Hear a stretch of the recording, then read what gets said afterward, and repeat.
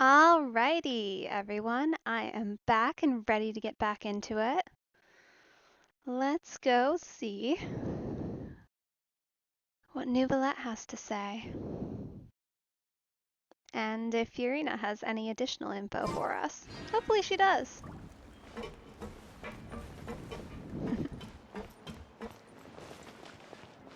I expect so.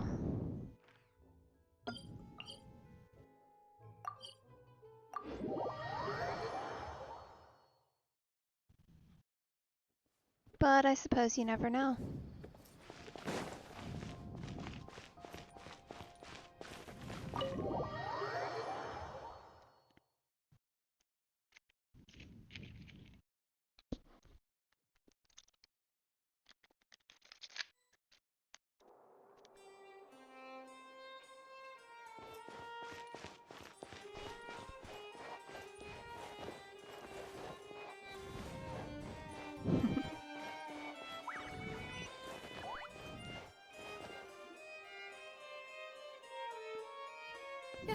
You're here! Finally! What do you mean, finally? That's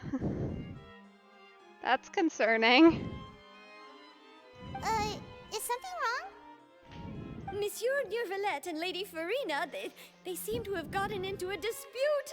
Please go see for yourself. They're fighting? I thought we were trying to be diplomatic here. What do you mean they're fighting? That's not cool.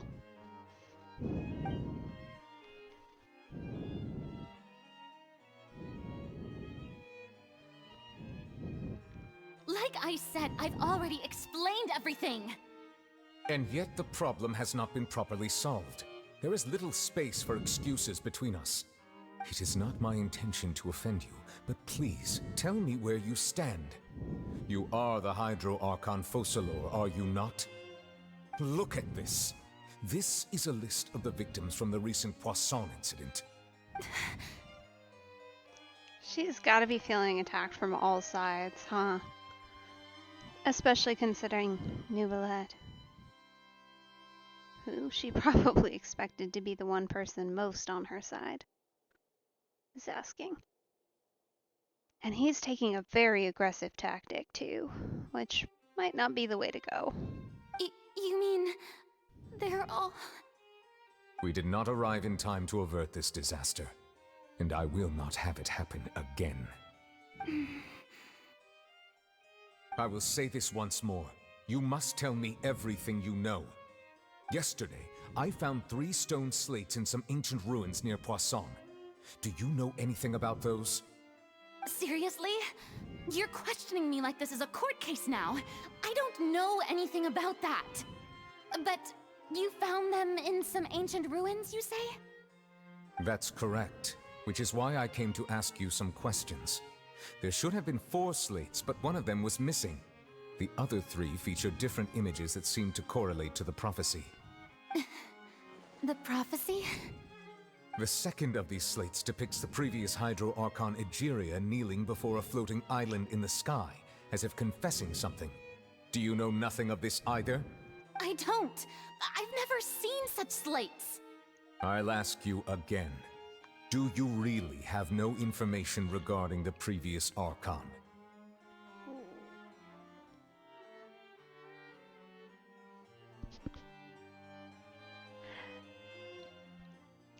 Like, I get asking the question, but yeah, that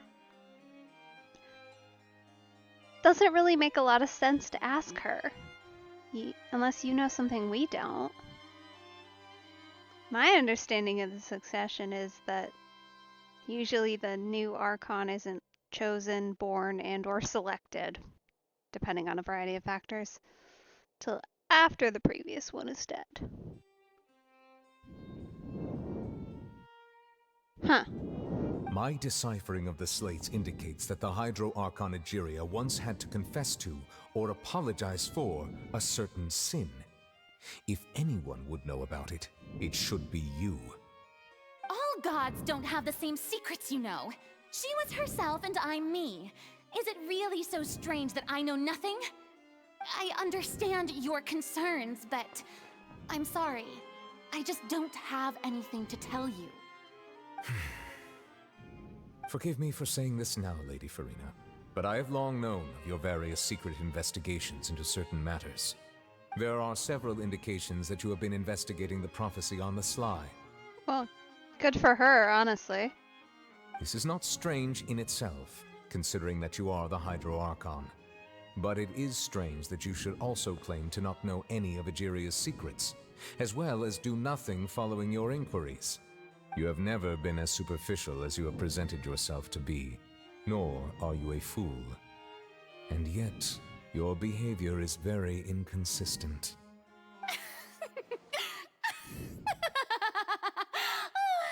So you've been watching me all this time, have you? I didn't think you were that type. You...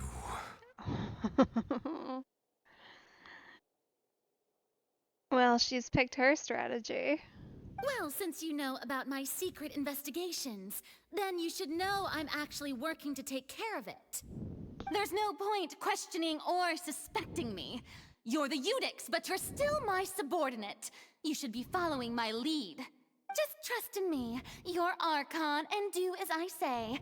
Never mind whether you can truly convince yourself to or not. It'll all turn out fine. That's all I have to say. We do not discuss this matter again. Oh, the opera's about to start. Toodles!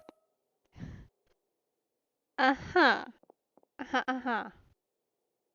Well, that was suspicious. And weird.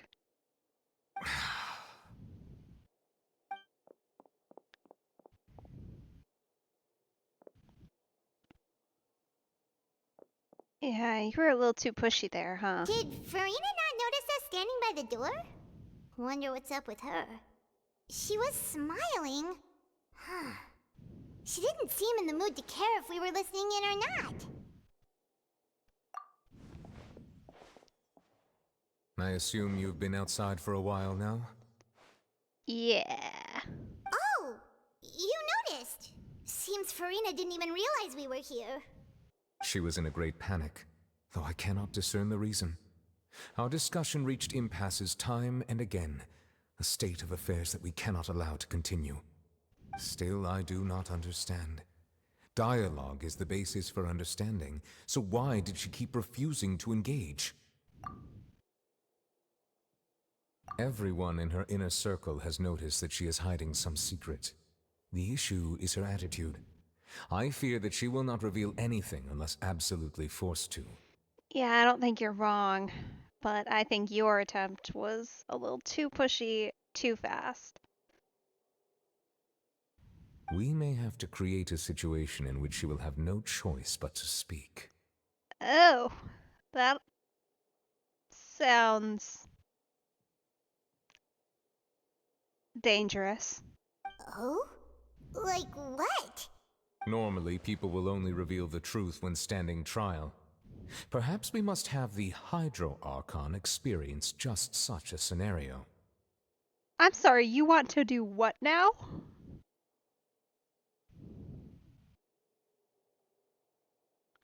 Uh-huh.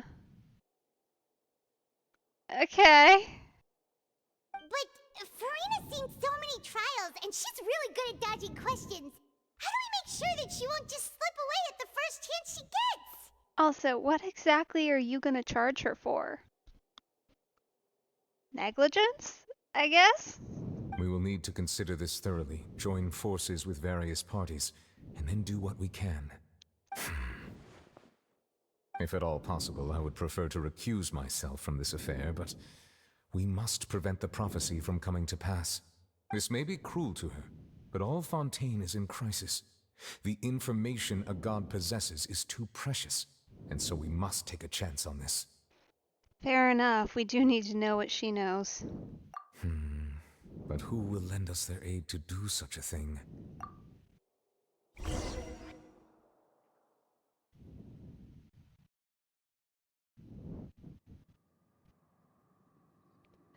Yeah, I think we know a couple of people who might just be crazy enough to go for it. Well, that's everyone, huh? Speaking of which, it was pretty smart of you to think of hiding here. Poisson was just involved in a disaster, so it's presently devoid of people. That naturally makes it the best choice. And here you are drinking tea like it's the most natural thing in the world, huh? That's what families should do. Sit and enjoy a leisurely time together. It's nice to enjoy tea here, you know? Care for a cup? Lend me your ears, everyone. Or perhaps one of you might like to start us off. How about you, friend? Oh, Navia, no. Not him. Anyone but him. Me? No, I don't think I can. Then, how about you, good sir? I fear that I will cause the mood on this boat to become as somber as it is in court. Well then, I guess we're lucky we've got a local like me to organize things. Wonderful, the spotlight at last. I guess I'll be facilitating things from here. That was a little long-winded, don't you think? At least she's down to Oh. speak. You might be right. Anyway, to cut to the chase, our friend here, the Traveler, has brought us together to discuss something. Mm-hmm. Yeah. As for what that is, well, let's start by saying that we'll be pooling our efforts together to create a series of traps. Oh, how intriguing. Well, it's just an expression, really. One that I just learned from Chlorand, and used on the spot. So, let's invite her to explain in detail. A round of applause, please.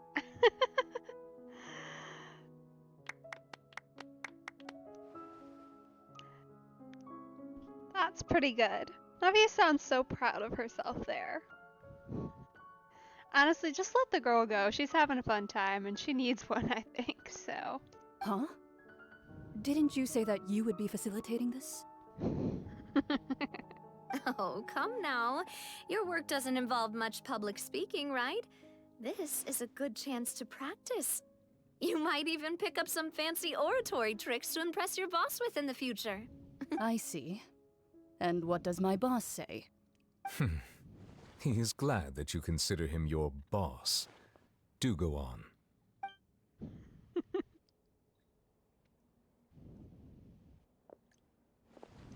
In that case, do any of you have experience hunting? Not that I recall. Fremine and I once used a wooden stick in a basket to catch wild rabbits when we were younger. As for Lynette, oh, right. You were sick that day, weren't you? I've also gone diving to catch some fish before. Does that count? I'm afraid not.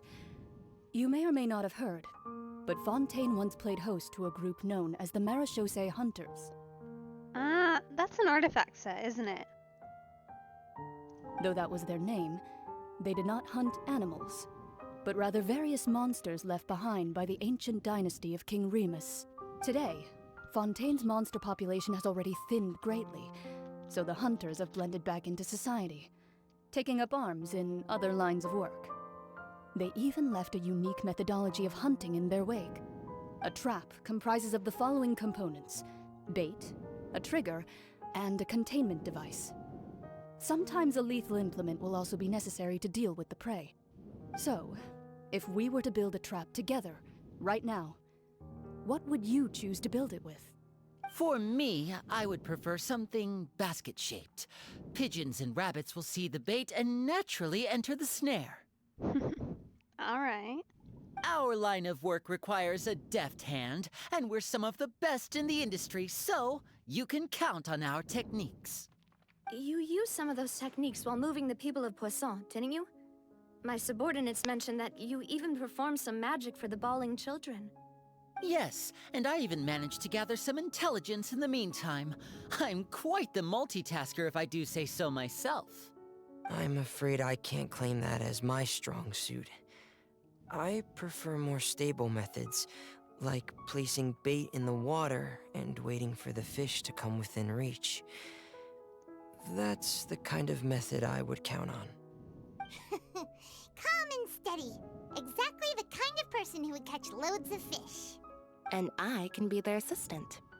With discretion, I'm sure. I'd probably use some sort of mechanical animal. Papa once bought me some small clockwork squirrels, mice, and such. When placed in the forest, they can attract others of their kind. I remember that you liked those too, didn't you? I did. And that would be a good way to go about it. If they're realistic enough, animals of the same kind will follow them all the way to the trap. True enough. What about you, Monsieur Neuvillette? I fear I do not have any related experience. That makes sense. You usually solve problems directly, without the use of any such tricks. Yeah, not much sense asking an apex predator what the method of trapping and hunting they use.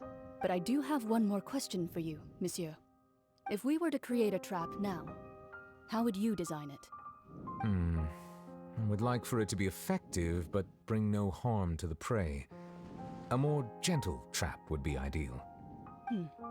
Kind, as always. However, our intention doesn't necessarily change the containment device and the type of implement we need. If we wanted to kill the prey in one strike, we would need a powerful implement. However, that also goes for prey that must be captured and safely contained. Wait, why's that?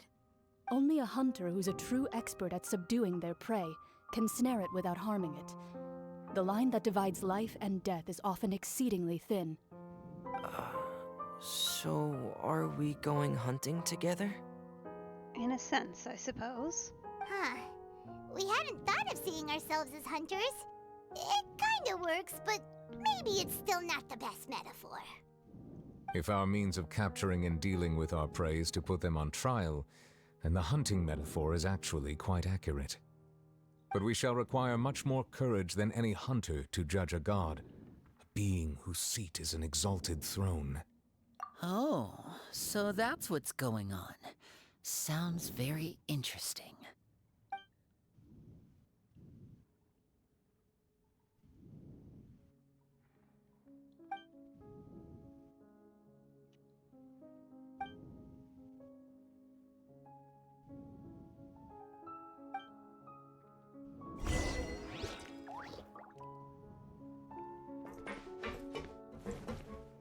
Okay. Let's see.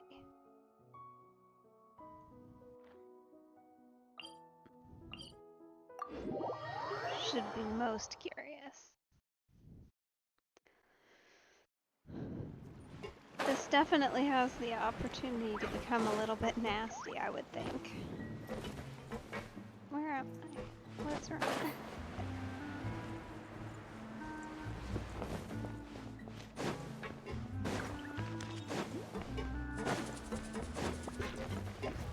Huh. Okay. My research had so much potential. I guess I'm finally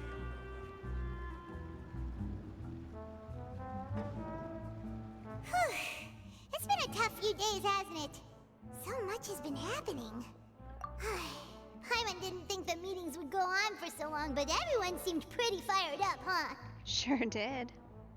Paimon thought they'd be at least a little frightened. Well, Fremine was, now that Paimon thinks about it, but everyone else just looked a little surprised. Well, That's not a yes. it's hard to say. Paimon doesn't have any experience with this sort of thing. But with you around, Paimon sure will do great. After all, you're the most reliable person in the world, aren't you? Huh?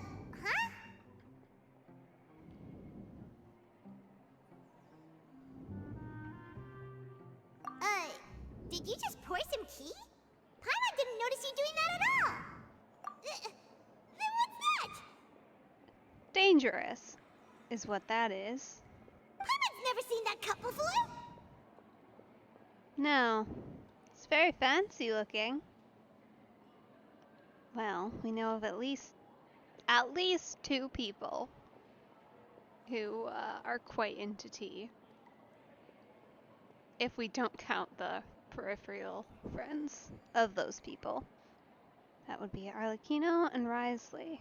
But of course it could be from anyone. Don't be frightened. I'm just joining you two for tea. I merely refrained from saying anything till now. Oh! Well, that's not either of them. Who's that voice? But there's no one here! What a strange conclusion, but also such an interesting one. You two make such a fascinating combo.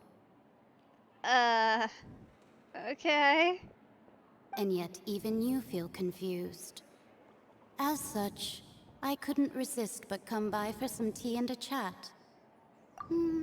Consider me a passerby, just accepting a commission from my friend's disciple on a whim. Ah, Mona sent you. Precisely. Call me N, a mage who wanders the world. At least, that's how my friends have suggested that I introduce myself. The prophecy. Yes, what has been prophesied will be fulfilled. You may view such things as the history of the future. Okay, see, there's that exact phrase again, which is odd. Do you know anything else?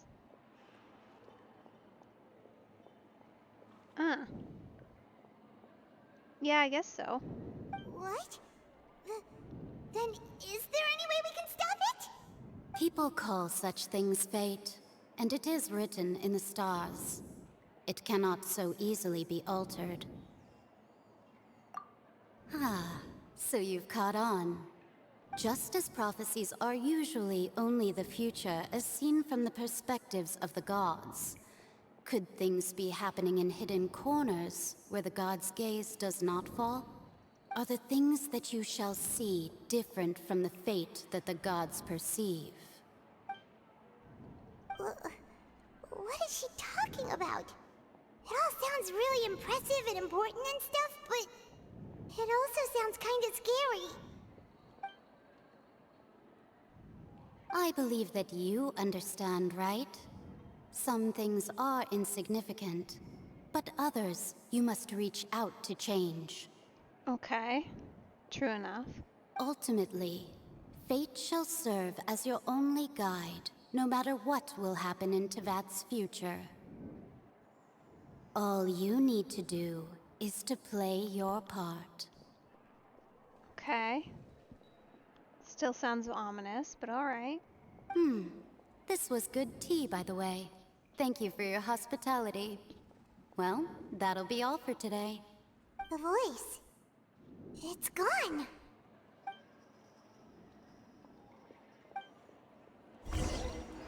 What?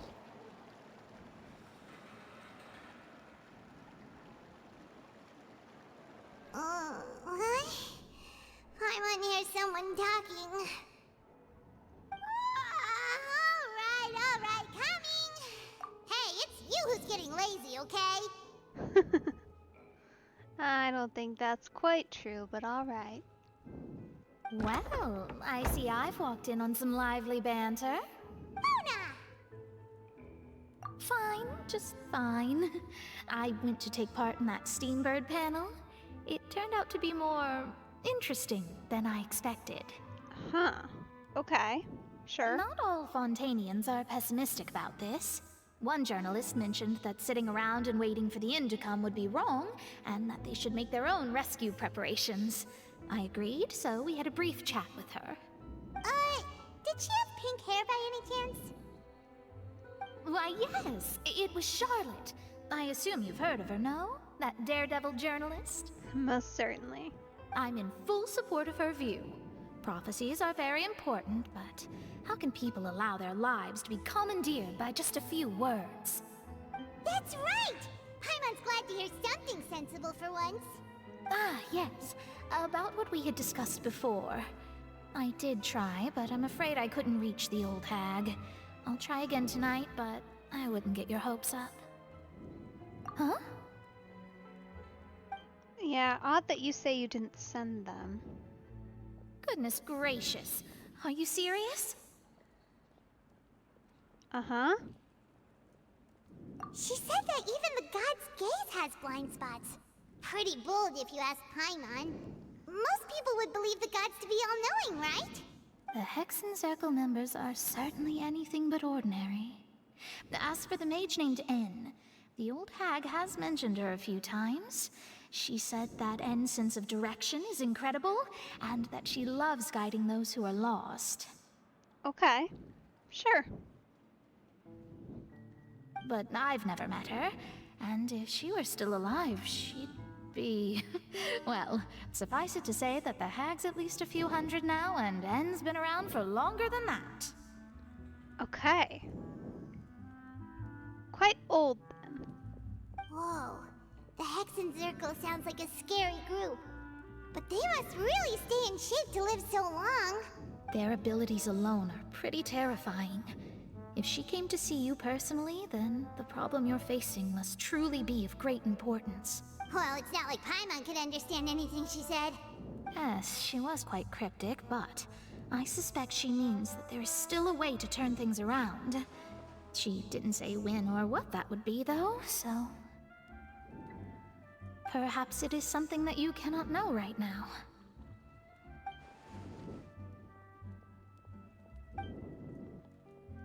Traveler, Paimon, are you two all right? Oh, we're fine. We're just a little down right now. It kind of feels like the end is coming, you know? I see. I feel that same sense of desperation, too. I guess you could consider me someone who has often witnessed fate. So far as I have seen, it cannot be swayed. But if what our friend here was saying is true, it can perhaps be manipulated a bit. Which... there are loopholes I can see. If we take everything directly from the murals rather than from word of mouth that's been passed along.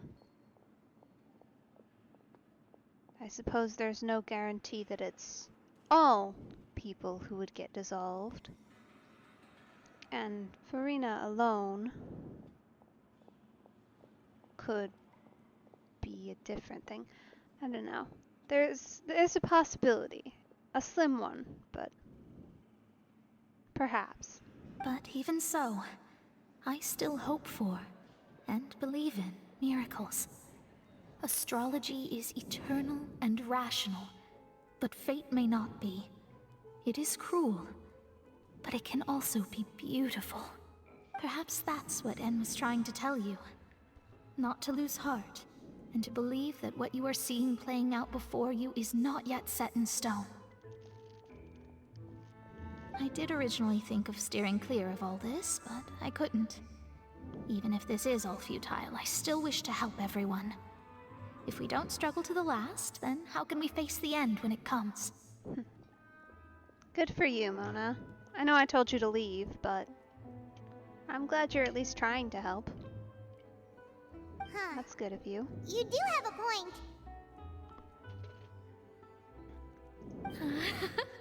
There I go, talking about astrological principles again. Sorry about that. The moment I start talking about work-related stuff... I need to get going. It was worth trying to comfort you, even if only a little. I believe that you'll help those who are struggling in the same way I did. Here's hoping. I suppose that might be why we always seem to meet by coincidence.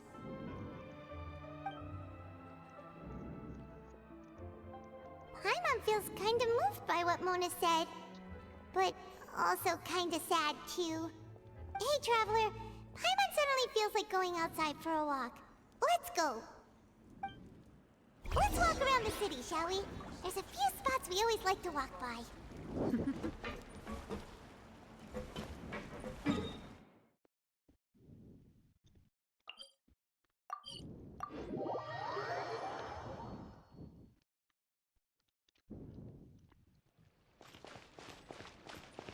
Okay. So we might just find Charlotte here, potentially. Let's ride! With any luck.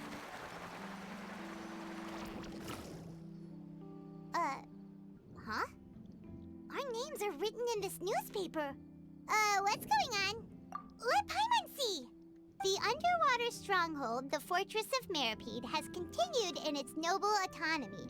But that does not mean that others cannot interact with it. My recent attempts to enter the fortress bore little fruit. Huh.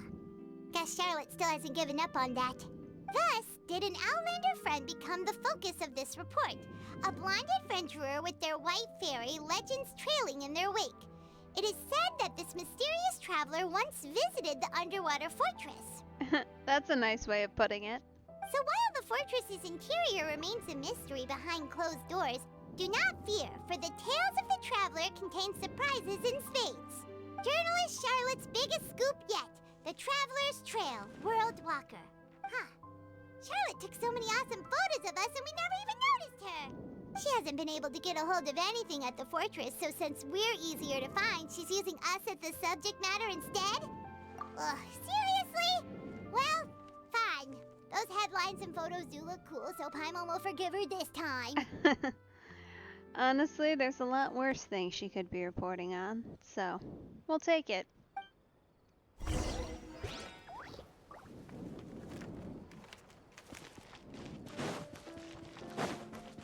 Huh, this way. Need us faster. Looks like we're going up here. What is up here?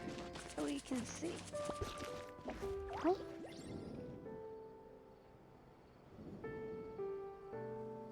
We're here! Paimon's hungry. Should we go in and get something to eat? Going into the restaurant, I see.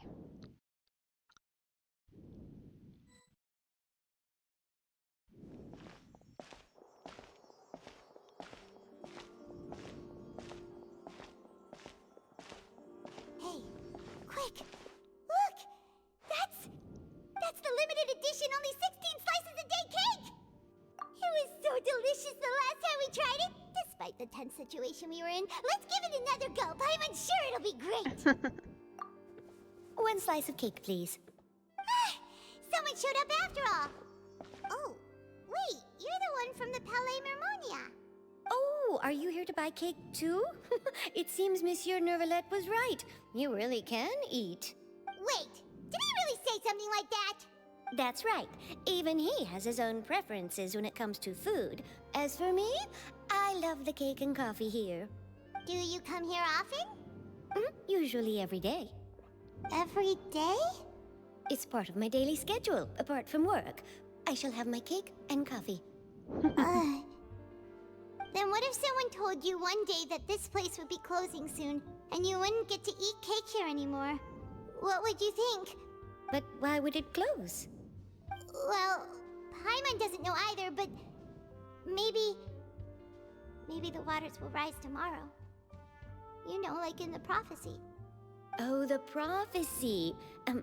To be honest, I haven't paid much attention to that. No, still, even if there'd be no more cake tomorrow, that wouldn't keep me from having some today. No, it's the same for eating in general. You might not be able to eat tomorrow, but if you can do so today, then you should carry on. That's what people call living, you know.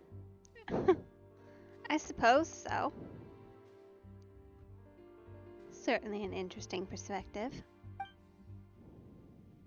Huh. Don't be sad. Excuse me, could I have 2 more slices of cake to go?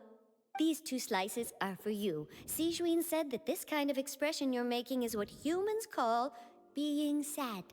Oh, you know Sijuin. Oh, you know Sijuin? Turning into Paimon again. I sure do. She was born before me, and she sometimes comes to the surface to teach us things about humans. She said that humans are creatures that are saddened easily, yes, and you can only lift their spirits by feeding them delicious food. So please try the cakes here. I mean, not really, but sometimes, I guess. I've got something else to do, so I'll be going now. You two try to stay in a good mood after eating, all right? Bye. At least they're all very friendly here.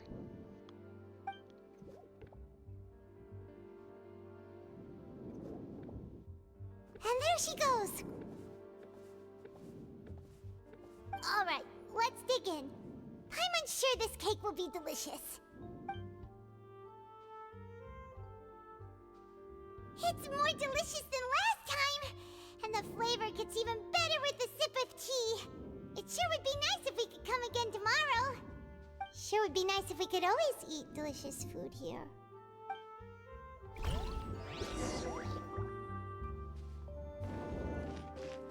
How sad.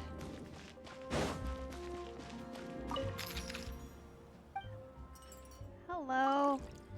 We're just gonna acquire some recipes here today.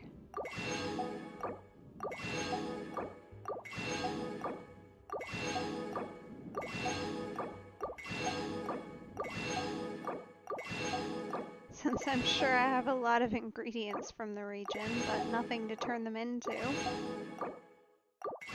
Done enough running around.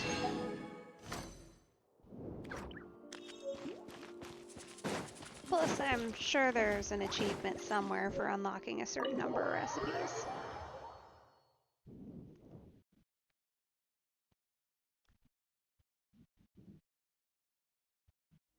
Oh, we're near the Steambird office. Let's go look for Charlotte and have a chat.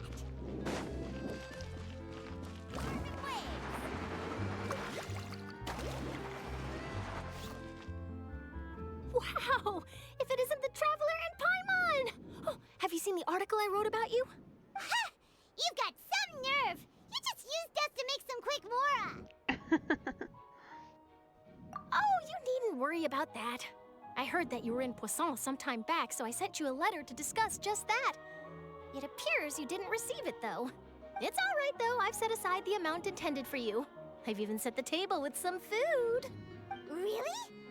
Oh, you're the best! You're almost a little too easy to win over, Paimon. If I were a journalist with ulterior motives, you'd be in trouble now, you know. She's not wrong. Oh, Paimon knows you're not like that. Still, what brings you here all of a sudden? Were you looking for me? A friend of ours met you a while back, and when she mentioned it, we thought of coming to see you. Her name's Mona. Ah, so you know Miss Mona as well. She's a guest columnist for our paper. Really good one, too. She's so young and already such a brilliant astrologist. So she mentioned me? What did she say? She said that you're a real daredevil of a journalist. Nice. In which case, can this daredevil journalist dare to request an exclusive interview with the legendary Traveler and Paimon? I suppose. Huh? So your article in the paper today doesn't count? Oh, of course it doesn't. That was more like live photography. What I'd like to do is dive deeper and ask you to talk about the things you've seen and experienced. Yeah, are we even qualified enough? Why not? If I say you're worth an interview, then you're worth it. But not right now, of course. I'll need a few days to prepare. Fair enough. Alright, sure, we'll come find you eventually. Oh, in that case, we'll just chat when you have the time then? Oh, so that's a yes? Ooh, splendid! I'll tell the editor-in-chief immediately. I'll have to apply for lighting, a venue, some props, and... Is it? Whew, so much to get done now.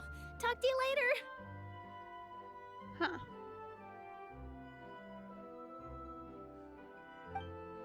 Sorry about that. That's Wait, Charlotte, Paimon's still got a question for you. interesting. And what's that? If, just for example, Fontaine were to be flooded tomorrow, what would you do today? Huh. That's the prophecy you're talking about, isn't it? I mean, I do hear about it often, but I've never once thought that the day could be tomorrow. If you're seriously asking, then I might try and think of a way to leave Fontaine.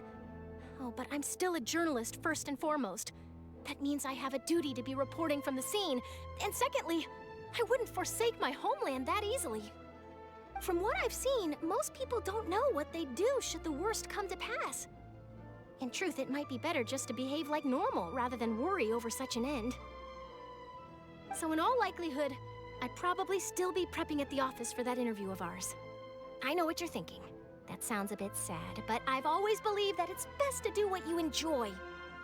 Just think about it. If this nation really were to be suddenly destroyed tomorrow, but I still successfully finish an exclusive interview with a truly unique person, then the story I would wind up writing would truly be timeless. I guess so. Sure. And then do you know what I'd do? Well, I'd write that story, send it for printing, and use messenger pigeons to get copies out to the various nations as soon as possible. I'm not a dreamer, nor am I a workaholic, but I do love my job, and I'd be proud of leaving such an article behind. I guess you could say that I was born to be a journalist. But anyway, that's my answer. And on that note, I'll get back to my preparations. That's so nice. All of a sudden, Paimon actually kinda envies her. Anyway, let's go and take a look at the sea, shall we?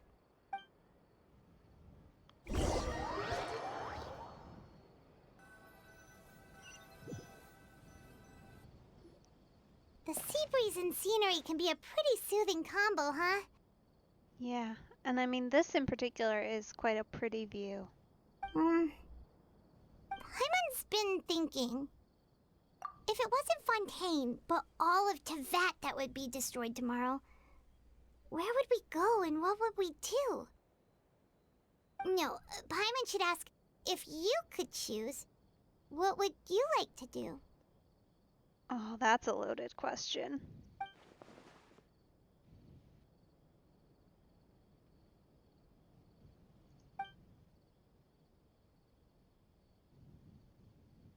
We've always been moving to the next destination, so we haven't spent much time thinking about these kinds of things. We didn't have to either, with us always being on the road and whatnot. You mean, still traveling? Huh. Wait, isn't that what we've always been doing? Yeah. But turns out it's not that much different from anyone else's answer, is it?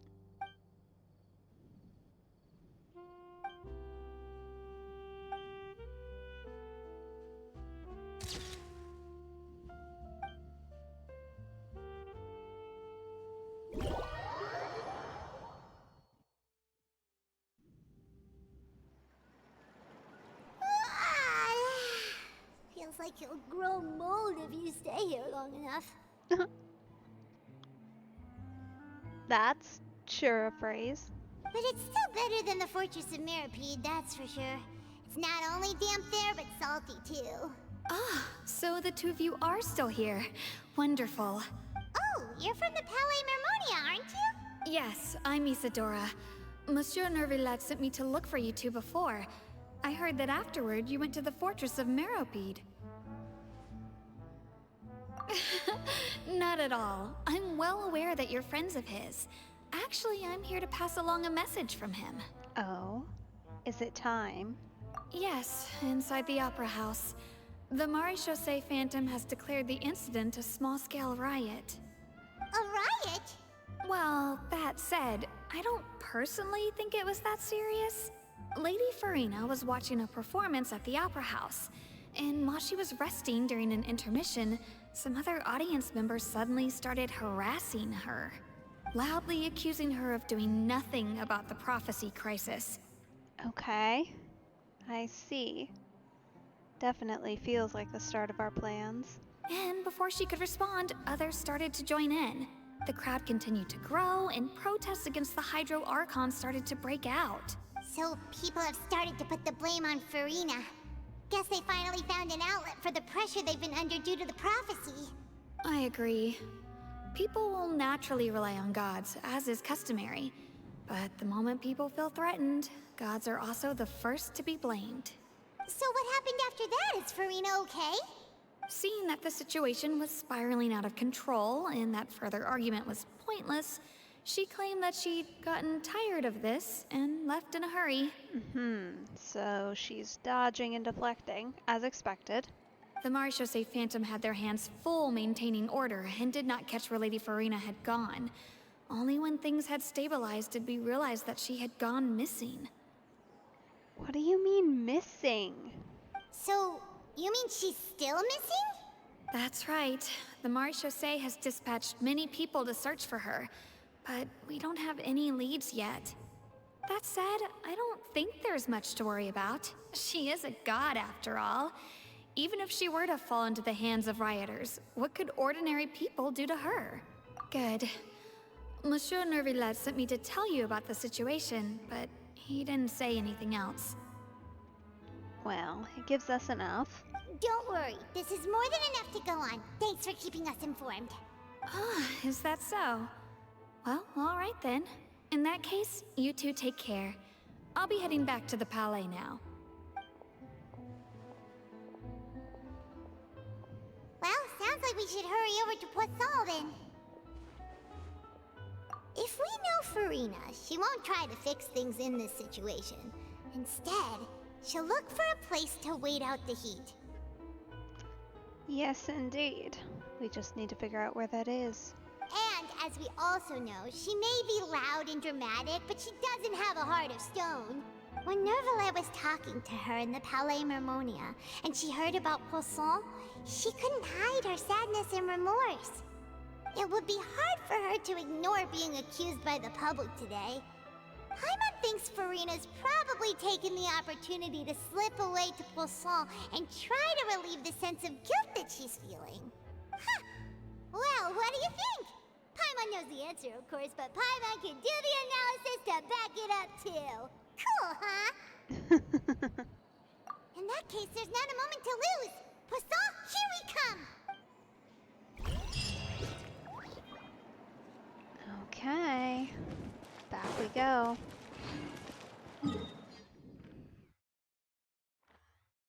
To our favorite depressing location.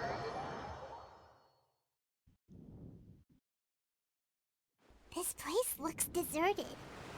Guess all the survivors must have evacuated already. All that's left here are signs of devastation. Could Farina really be here? Let's try to find her as soon as possible. Certainly still possible, but... Faster! There she is. That's Farina, right over there! She really is here all on her own. Should I just give up? This is all meaningless. What was meant to happen did happen after all. Everyone's dead. I'm sorry. I am so sorry. Give up, Farina. There's no point in holding out. I'm sorry. But what can I even do other than to repeat meaningless apologies over and over? Who's that? Don't worry, Farina, it's just us.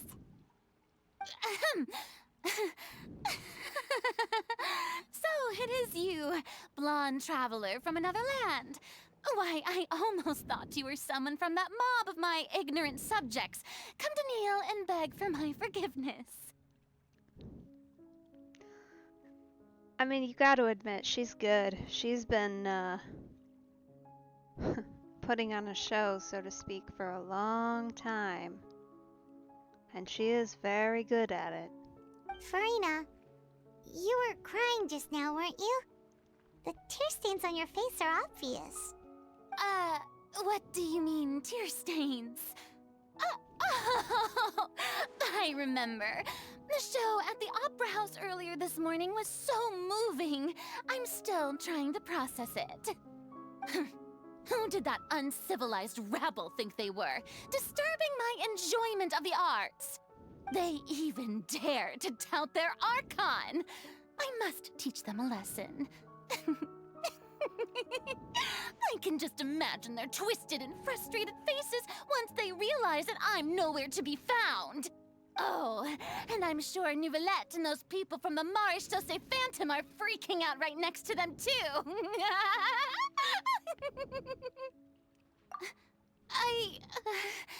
Of course not. Hey, there she is! The Hydro Archon's over there! Quick, after her! Uh-oh. Farina, those people seem to be after you.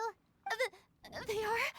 They're just some rabid fans who want to cut the line because they haven't been able to meet me in person, aren't they? Her voice actor is so good. Like, everything about that is so good. That's against the rules. I can't let them get their way. Farina just ran off! Oh. Quick, we have to catch up with her!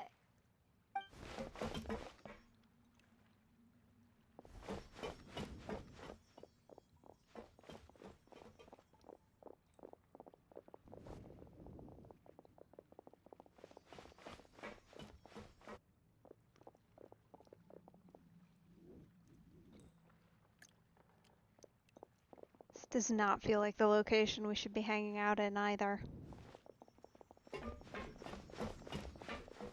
This should be the place, right? Hey, Farina! There's a good hiding spot over here! Quick, come to Paimon before the rest of them catch up to you! What is this place? Hurry, they're almost here! Fine. I suppose haste is warranted. Lead the way.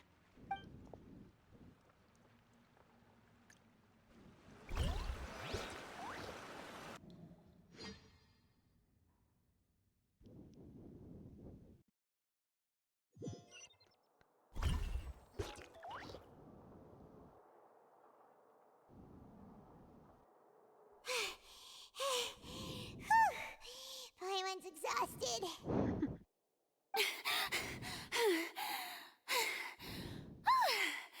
I'm so tired. I totally thought they had caught me. No, I mean, I merely gave in to the sheer enthusiasm they displayed.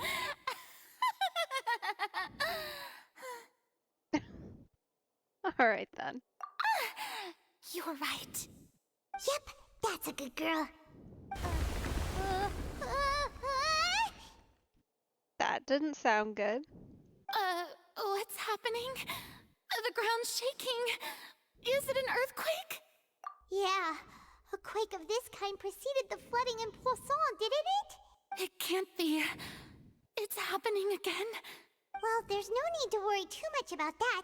Neverlette's made some emergency plans, so the evacuation should go a lot smoother this time. Yeah, I hope you're right. But the people of Poisson, they've already...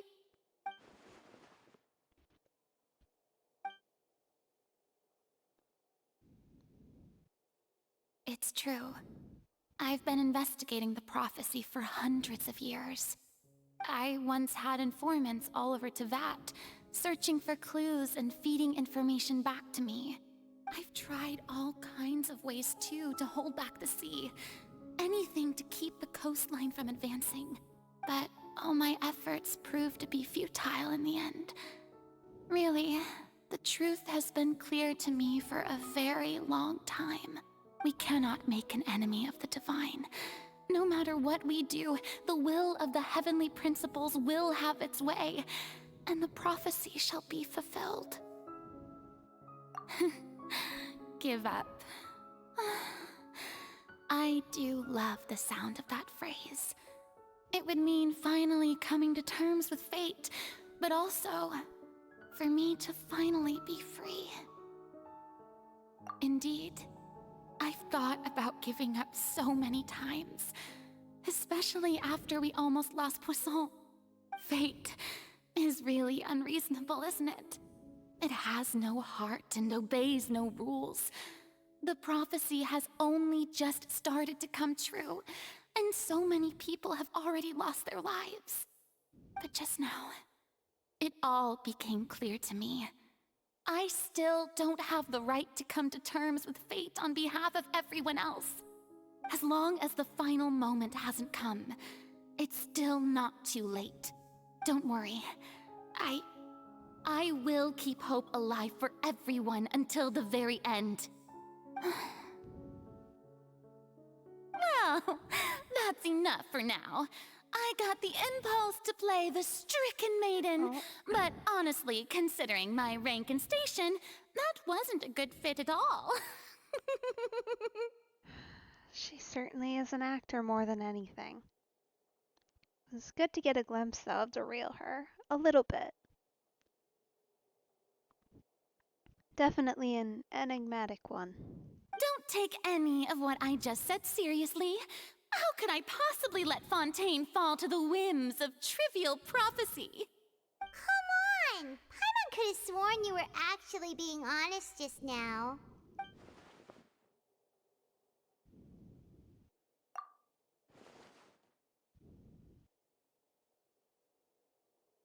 Share my burden. That's impossible. It was fated right from the start that this would be my duty alone. A witness.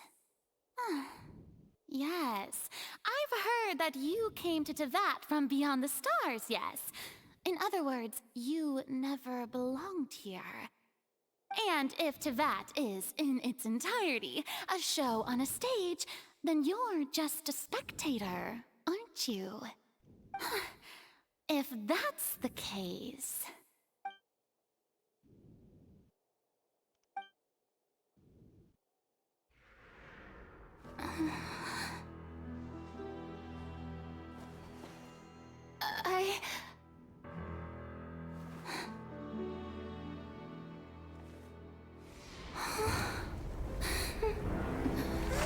Uh-oh. Too late.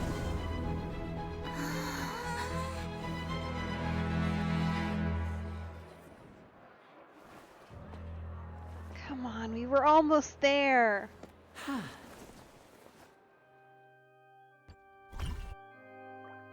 so close.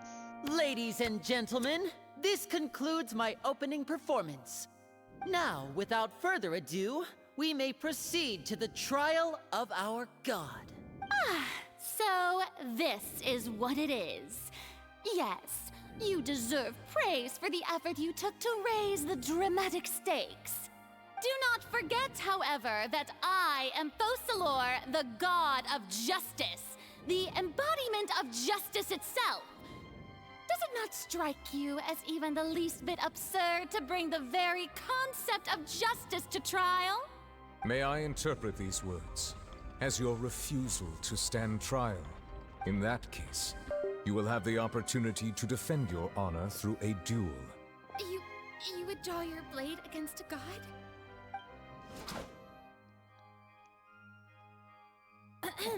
I see. It seems like you have made up your mind. Okay. There we go.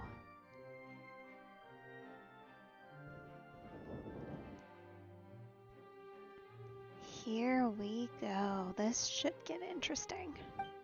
Dicey, perhaps, is a better word. Oh. Paimon can't believe it. She just surrendered. What the heck is going on? Did I just see an Archon surrender to a human? Wow, how utterly humiliating. Lady Farina, what is the meaning of this? It would seem that there has been a misunderstanding. To be clear, the raising of both hands is not always an indication of surrender. Looking for excuses again, huh? I raised my hands just now to indicate my acceptance of the trial. No duel shall be necessary. I will admit that I've been running away for a long time. I'm sorry, everyone. I was unable to protect the people of Poisson. It is my duty to stand trial for my crimes.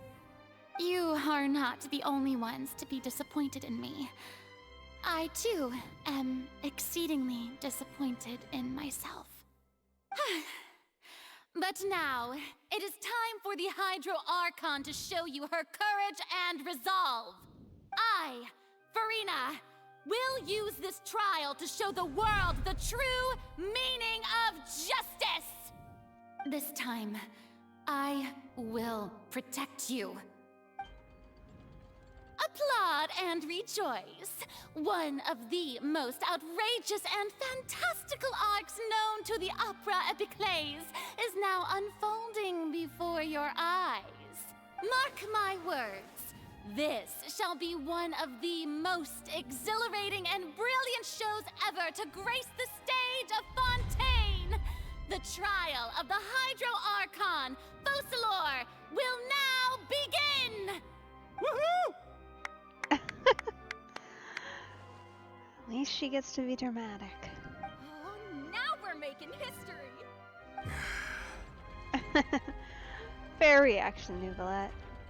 He's had to deal with this for a long time now, I'm sure. Why does it feel like Farina just took over the whole thing? Like, come on! Didn't she just get forced to stand trial for her crimes? I mean, yeah, but like, that's her literal skill set. Clearly she can't fight. And doesn't have, too terribly much power either, considering she sent Nouvellette to seal the gate. So, instead she's doing things a bit differently. Also, even though she's still acting super dramatic, she is taking this seriously this time, right? All right, then. Who will be my opponent in this trial? The court asks the prosecutor to please take the stand. Is that so? Very well. Then please speak, witness of Tivat, my accuser and fated opponent.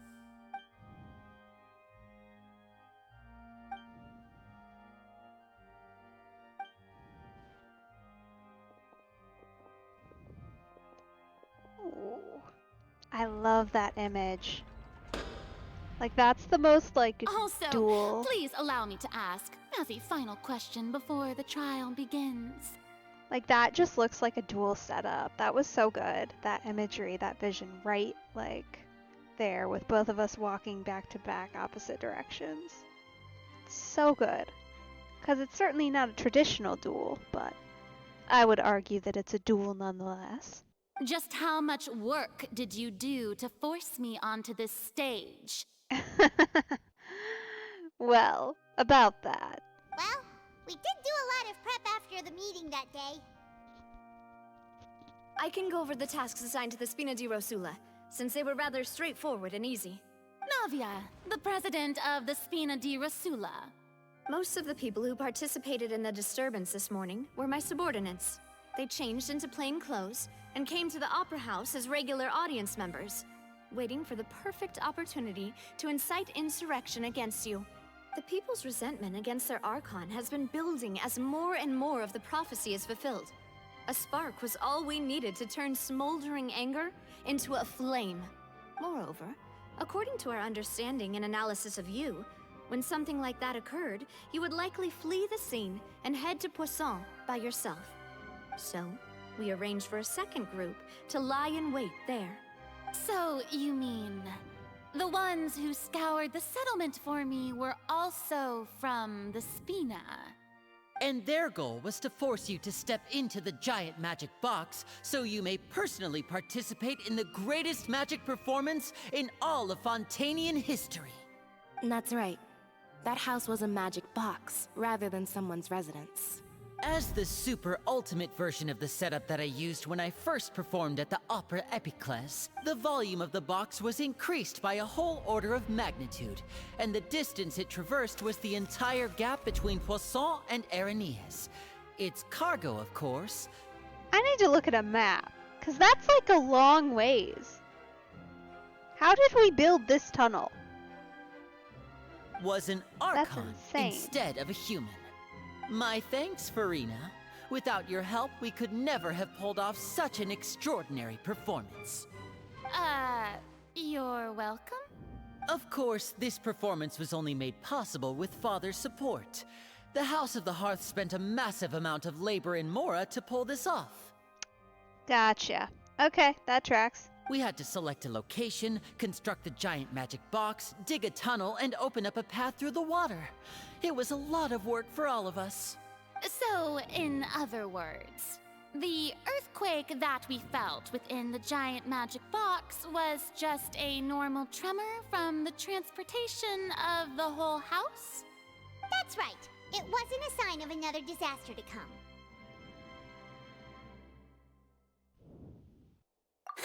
Then, I can guess Nervilette and Cloran's parts.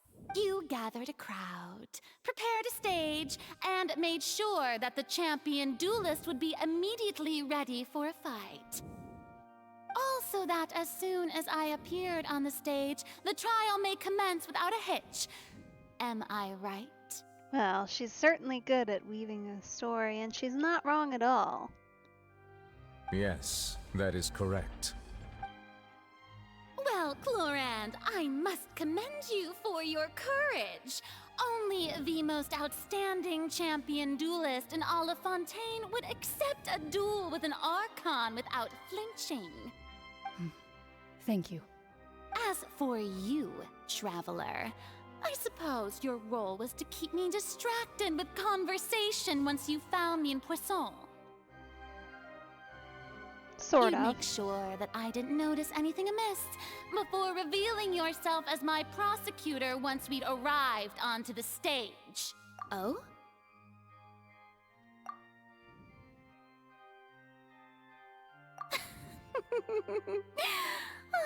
Is that so? Then I suppose I must have missed my final chance. It's fine. It matters not. What's done is done. The stage is already set, so there's no reason to disappoint the audience. Let's see this trial through to the very end.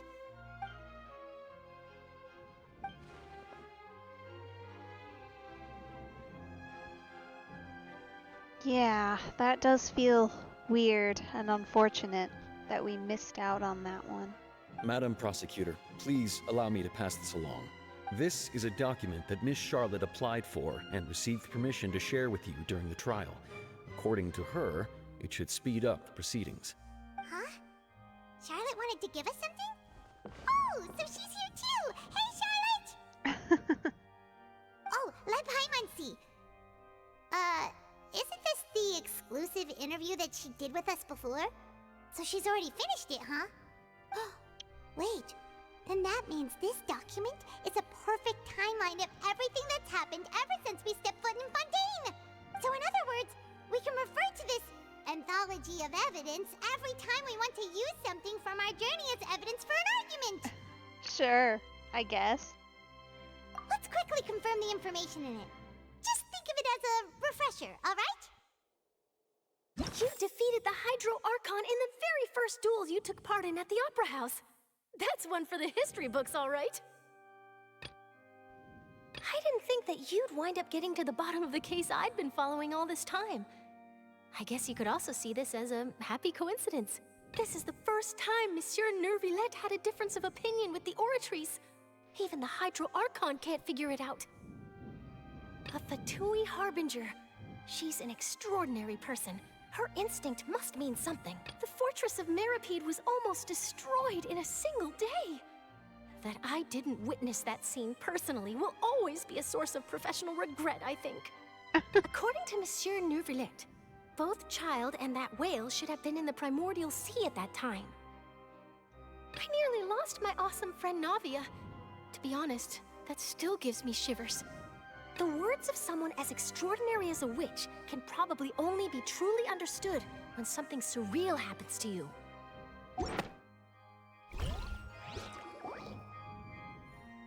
The prosecution and the defense are both in position. The trial shall now begin. Oh, come on, Nervilette. There's no need to repeat all the unimportant legalese. Just fast forward to the part where the prosecution lays out my offenses. As the defendant and the lead actress of this performance, I still haven't even been informed of my supposed guilt in all of this. Of course, it is only natural for humans to struggle to understand the actions of a god. However, you will need more than that to convict me of a crime. That's true, but my charge here is unrelated to your conduct as an Archon. Instead, I would like to charge you as a fraud who's never been the Archon in the first place. Wait, what was that? Lady Farina's a fraud? Hey, I came here thinking that we were going to try the Hydro Archon for forsaking her duty, but did I hear that right? She's not our Archon at all? Charge accepted. I know. Yeah, her voice is good. It saddens me a little bit that we hardly ever hear it. Lady Farina, do you plead guilty to the charge? Lady Farina. I plead not guilty. How can I be guilty? There is no way that I, Focalor, otherwise known as Farina de Fontaine, a member of the Seven and the Regina of all waters, kindreds, peoples, and laws of Fontaine, could be anything other than your true Archon. Yeah, even though Lady Farina can be rather eccentric, isn't it going too far to doubt her very identity? I mean, maybe a little bit, but we need to back her into a corner. Yeah, I've never questioned her identity either. Sure, Lady Farina can be super irresponsible, but what grounds does that prosecutor have to make such a huge claim? I have cause to believe that common sense will prevail in this case. Many of the members of the audience have known me as the Hydro Archon ever since they were born. There would be no fooling their memory. See? Even the Oratrice has decided to show me its favor. Are you sure you want to commit to a charge that will never be upheld? If you wish to drop the case, I can promise you as the God of Justice that you will not have to face trial for making a false accusation. We will treat everything that's happened as a dramatic spectacle and move on with our lives. What do you say to that? She's getting a little defensive. Huh. An argument with near impossible odds, huh? We have to not only refute Farina's claims, but also overturn the long-held beliefs of the people. Well, I tried to give you the chance to surrender. If you must persist, then let me ask. If you believe I'm not the Archon, then what manner of being do you think I am?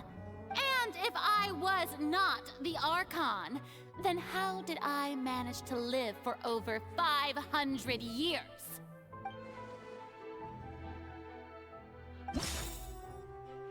Okay. No, no, no. Probably not.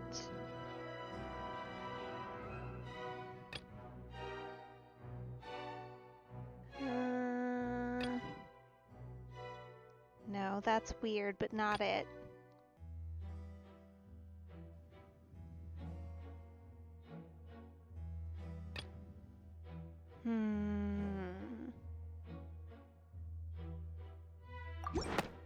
Maybe. First of all, you may be a member of another long-lived race, which would allow you to naturally possess an extended lifespan.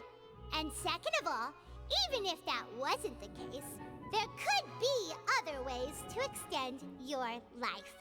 Who gave you that idea? Was it the knave? You'd sink so low as to use a harbinger's words against me. Maybe. But we've met others who would have similar vibes and similar deal. Dainsleif is one. Certainly others. A curse?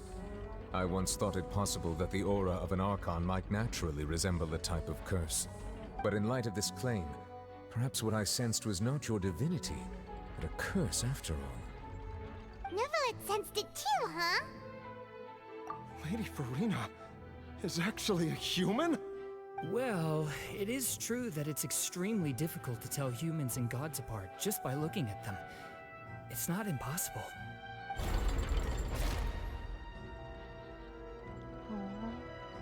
Well, don't start celebrating too early now. Even if I have been carrying a curse like you said, how does that prove that I am merely a human being? Besides, Everyone knows that the main difference between a human and a god is the possession of authority. Gods can do what humans cannot. That's why they're worshipped as gods. Certainly an argument, but not quite one I'd concur with. For centuries, manifestations of my authority have served the nation of Fontaine. One need only to turn their eyes towards the Oratrice Mécanique d'Analyse Cardinal in this very opera house, or consider the indemnitium that is used in every aspect of life.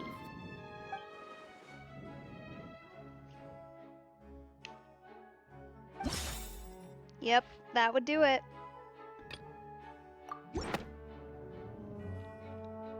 You tried to reference the Oratrice, but weren't you as confused as all the rest of us when the Oratrice declared Child to be guilty without any proof? Otherwise, you should have come up with a good explanation for that by now. Didn't I make myself clear at the time? The decisions of the gods are naturally difficult for humans to comprehend. There is no need to provide an explanation. Uh-huh. Sure, if you say so. Lady Farina, I believe a reminder of your current circumstances is in order. There you go, Nublat. While the court is in session, the principles of justice and the law must come before all else. While you are an Archon, you are also first and foremost the defendant in this trial. You will prove yourself unable to defend against the prosecution's charges if you continue to withhold vital information against the rules of the court. I never thought you'd use that kind of rhetoric against me. That was no trick of rhetoric, Lady Farina. I've merely reiterated the rules of the court. Rules that all should respect and follow. And presumably rules you had something to do with making. If you are who you say you are. So, you neither knew why Child was declared guilty, nor did you understand the structure and operations of the Oratrice. Instead of having been created by you, the manifestations of authority you mentioned have been made by the real Hydro Archon, haven't they? The real Hydro Archon? Well, now you're really losing me. It is true that I did not know why the Oratrice gave out a guilty verdict that day. But the Oratrice handed out that verdict unilaterally, and it has been operating independently ever since it was first created. You can't argue that just because a divine creation is flawed, that the god behind it must also be no god at all. She's still throwing out all kinds of excuses. Seems like she's confident that we won't be able to produce proof that she has no power over the Oratrice. My power as an Archon. There are many ordinary citizens in the audience. How can I just carelessly demonstrate the formidable power of an Archon? Uh-huh. If that poses a concern, I'm prepared to extend my protection to the audience. You don't need to go that far.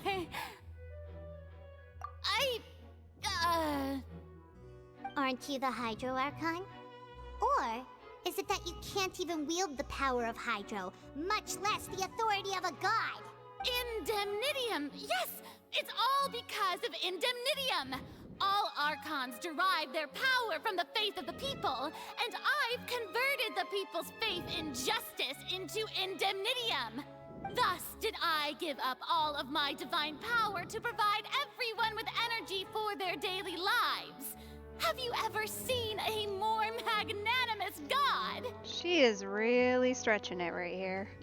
Isn't that a huge stretch? Yeah, no matter how generous an Archon can be, how could they give up all their power? Can a god with no power even still be called a god? It seems like nobody's buying Farina's excuse. Hey, come now, everyone. Please don't stare at me as if I was a liar. I'm still the same Farina you knew, right? The one that you loved. Shouldn't you want to believe in me? Please? You've got to believe me.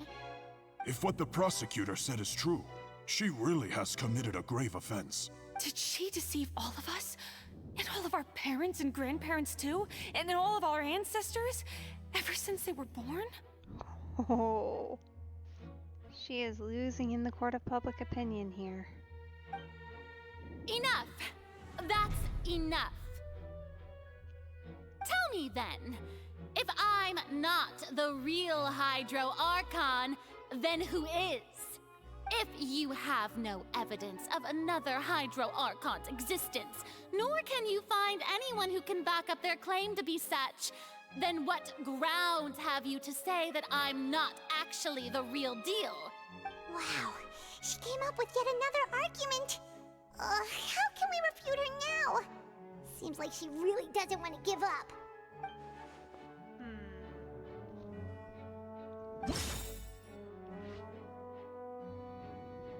Okay.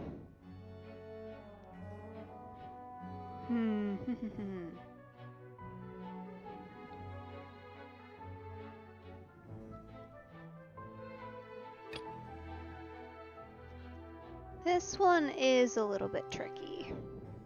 It's not that.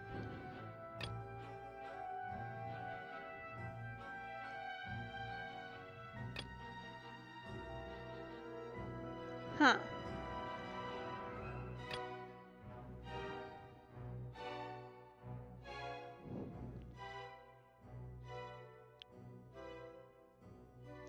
How can we prove that? That is a good question. I suppose. Well, the fact that Nouvelette had to interfere here. But none of these really feel quite right based on that. I don't like that. What evidence can prove it?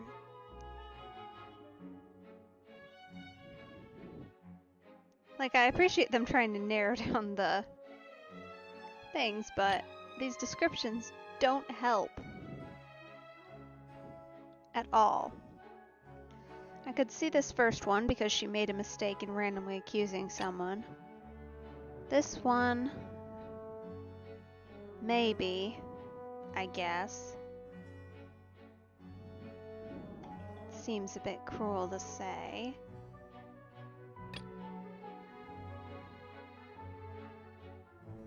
I don't know. We're just gonna try. No, okay.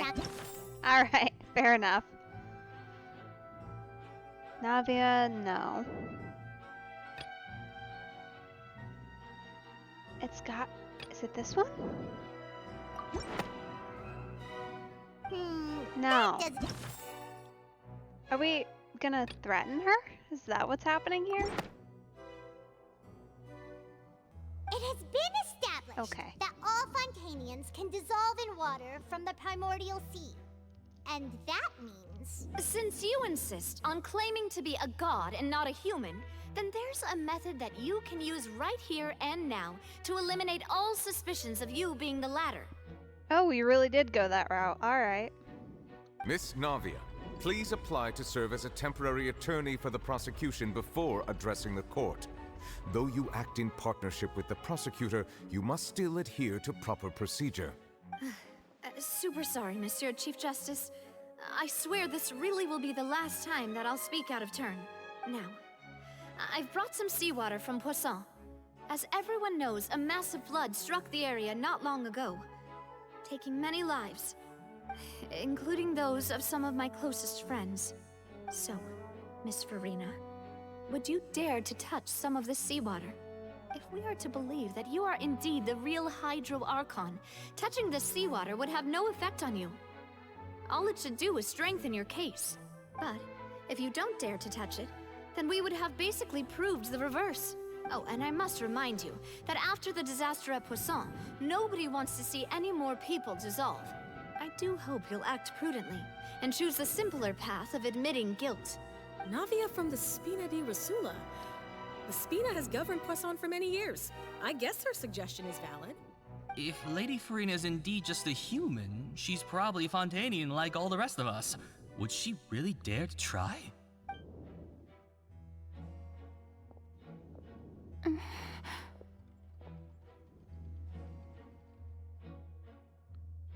She seems nervous. Lady Farina, this test has been unilaterally proposed by the prosecution. As it falls outside the realm of standard court proceedings, you possess the right to decline participation.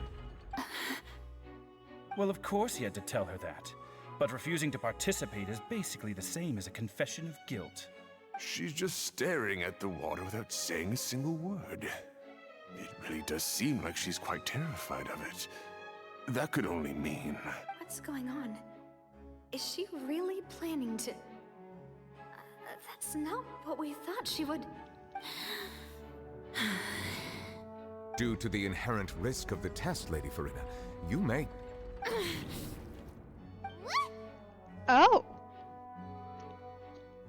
Interesting. Hey!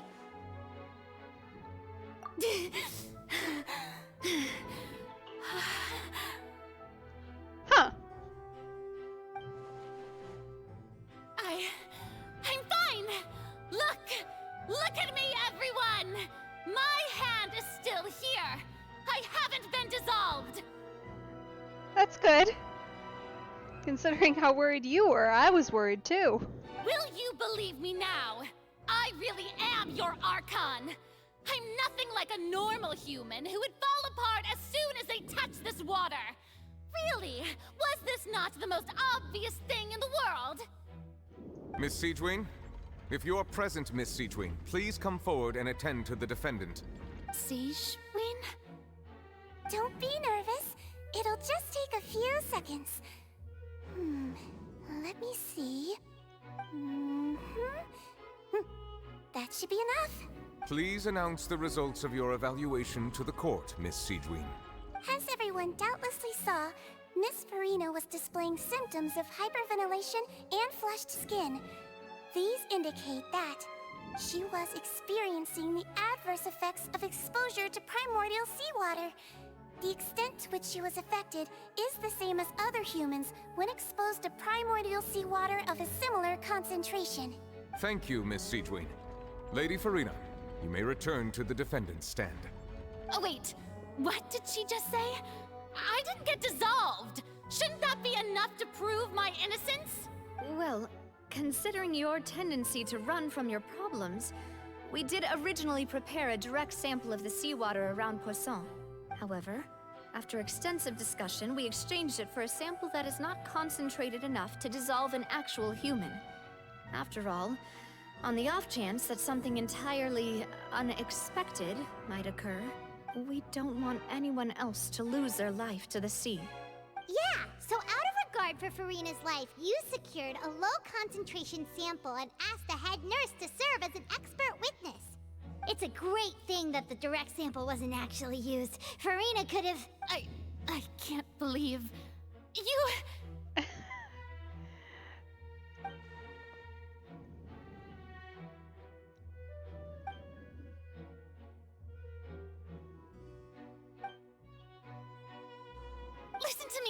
Listen to me, everyone!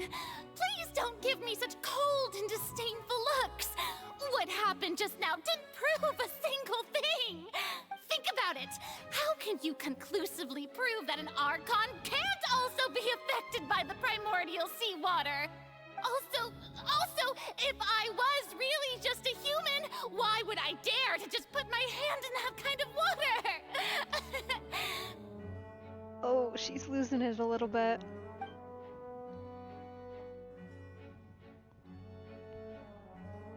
Please, everyone, anyone, just listen to me. I swear, I really am your Archon.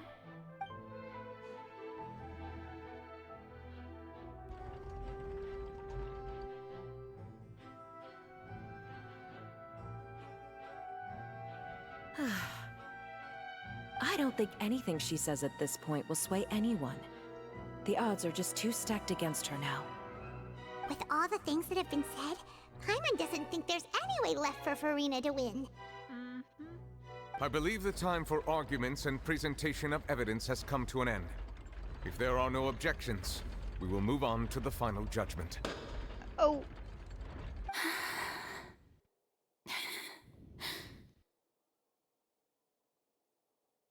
Oh, man. I don't think anything she says at this point will sway him to just two-stepped against her now.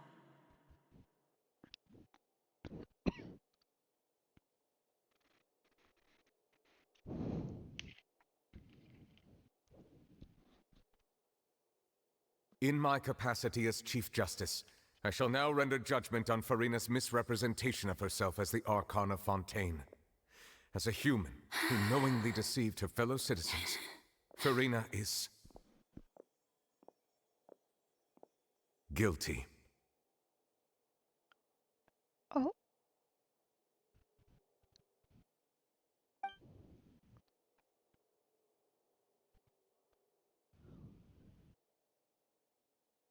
Oh. I feel bad We shall for now her. turn to the Oratrice Mécanique d'Analyse Cardinale to render the final verdict on the charges.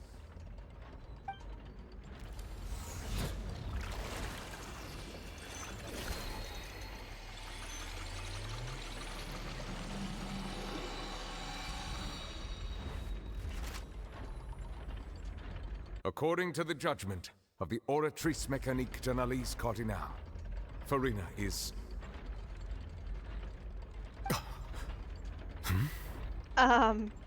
Don't like that. Don't like that at all. He's been shaken just about twice. This would be the second time. The first time was when it was a bogus option. Well, what's wrong? What's the Oratrice's verdict? No, the Oratrice also displays a guilty verdict. Isn't that correct then? However, the exact wording of the verdict is thus. The Hydro Archon, guilty. What? To be punished via the death sentence. What? The death sentence? What the heck? That's actually one of the available sentences? I've always thought that it was just a myth. The one and only time the death sentence has been handed out at the court, and it's been given to the very person we've worshipped as the god of justice?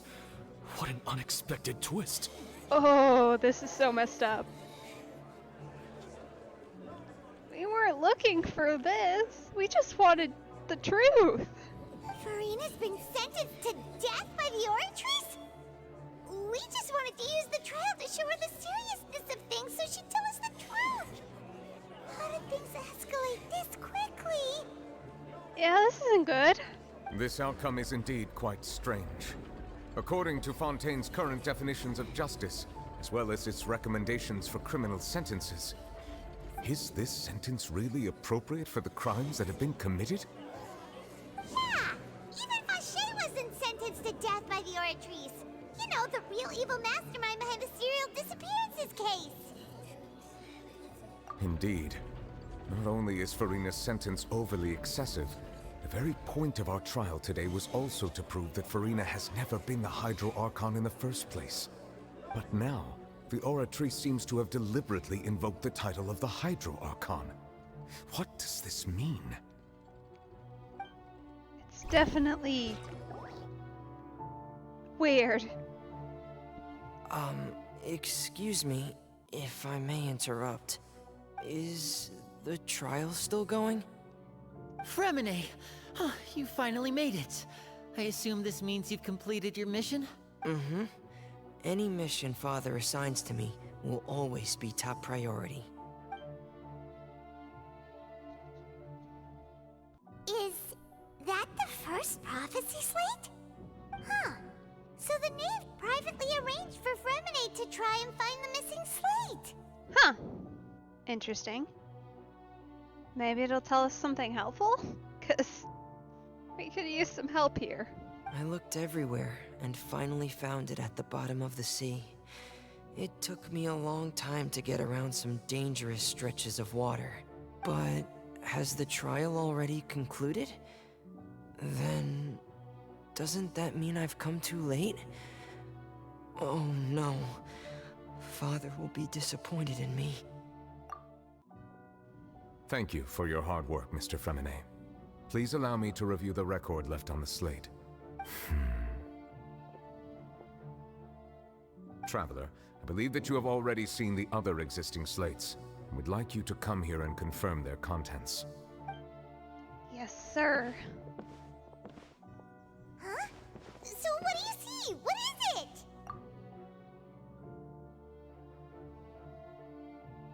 I believe I have now made sense of the Hydro Archon's crime. It has to do with Fontaine's lost history. Huh? Isn't the Hydro Archon just guilty of deceiving her people? Oh, wait, no, that's Farina, and we've already proven that she's not the Hydro Archon. So when you say Hydro Archon, do you mean the real Hydro Archon we've been kinda talking about? In truth, everything that you've encountered in Fontaine up until this point can be traced back to the contents of these stone slates. However, I'm uncertain as to how much sense they currently make to you. Okay, let's try to recall the contents of the other 3 stone slates. Paimon will do her best to help you remember.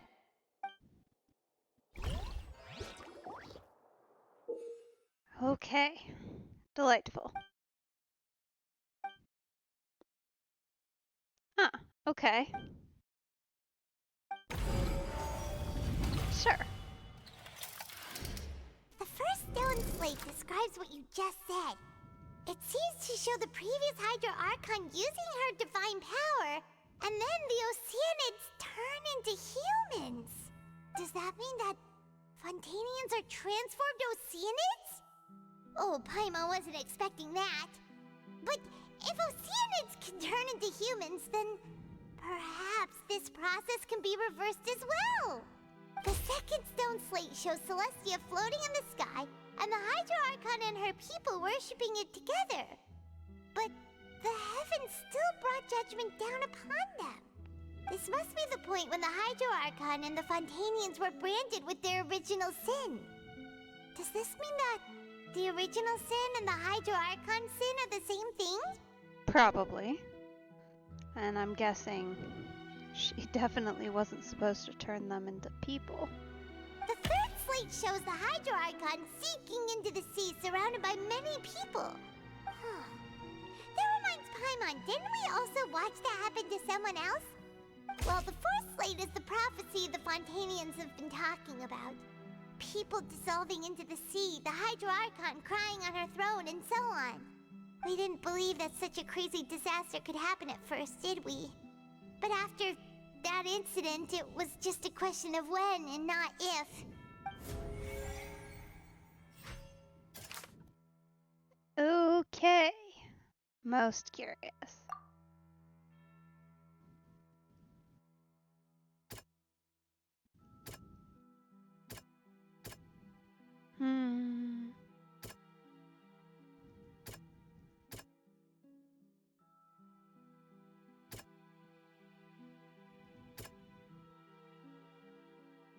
Okay. It's gotta be either that they can dissolve or potentially Navia's experience. Yeah. We know from the case of the serial disappearances of young women that Fontainians can be dissolved in primordial seawater. And this might be the reason that Fontainians can dissolve. Okay. Alright. A history of the future. Floating into the sky. Okay. Sure.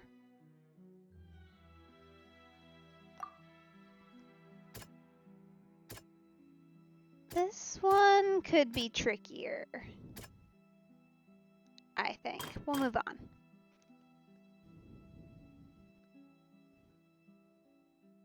Hydro Archon sinking into the sea.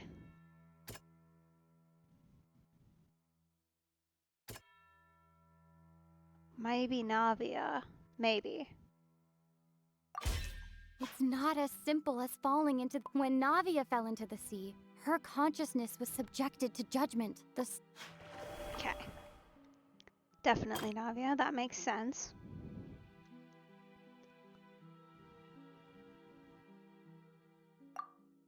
Okay. This one...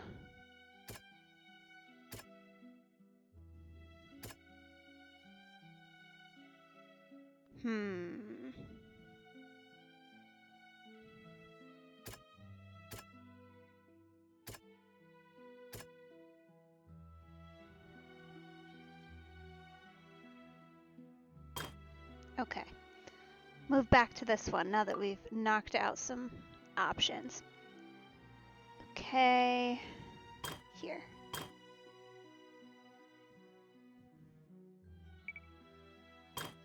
Because this one is Celestia, the Hydro Archon worshipping it, and the Judgment, which that one is a little tricky. Don't think it's Child. I don't know that it's this one. Maybe this? Perhaps what is about to take place has all happened before. And the original sin cast down on the people of Fontaine by Celestia, as recorded on the stone slates. Okay. Alright. Then we do have this one. Fontainians will eventually be dissolved and the Hydro Archon will sit alone. I think this is the best bet. That doesn't sound... No, okay. Well, to be honest, either of these don't help the most. Nuvolat helped prevent it. This was weird, but I don't think it has anything to do with it. Okay. Prophecy from the stone slates found its way into society, but not many people believed it at first. The fortress of Meropide was nearly flooded with primordial seawater, which we know can cause Fontainians to dissolve. It seems increasingly likely that the prophecy may come true. If we hadn't dealt with it in time, things could have gone very badly. They'll dissolve into the primordial sea but won't cease to exist. Their essence will flow in the seawater, converge, and take the form of an Oceanid. The Hydro Archon was sentenced to death in court, shocking everyone present. Perhaps this means that her sin was actually Fontaine's original sin. Navia fell into the water inside those ruins, and she nearly dissolved. She was surrounded by the people of Poisson in a court within her consciousness, and was forced to take part in a trial meant to make her stay. The eruption of the primordial sea at the fortress of Meropide was the surest sign that the prophecy was about to come to pass no matter what. The stone slate's contents can all be verified by recent events. If we combine what we know together, loads of truths should come to light.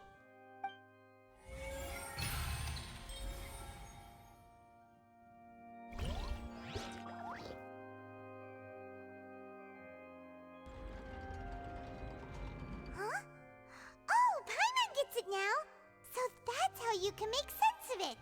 But then it feels like we're going to have to share some truly shocking revelations. Let's hear them. Incredible. Linny, did you hear that? We're not real humans. All Fontainians were originally created by the late previous Hydro Archon, with Oceanids as their basis. The evidence for that can be found in how only Fontainians could dissolve in primordial seawater, and how all the girls Vacher dissolved were also turned into Oceanids. Oh, and according to Navia, when she was about to get dissolved, she also saw everyone gathered around for a trial, all of them in the shape of Oceanids. Indeed. Yeah, and it follows from the content of the first slate that she probably angered Celestia by creating humans without prior permission. That could also explain why the Oratrice judged the Hydro Archon to be guilty. It's to account for that ancient sin. The Hydro Archon's true sin was creating us? And yet, after many hundreds of years, the Hydro Archon's creations have turned around to try to judge the Archon within the Opera Epiclese. The twists of history are often the most unexpected of all.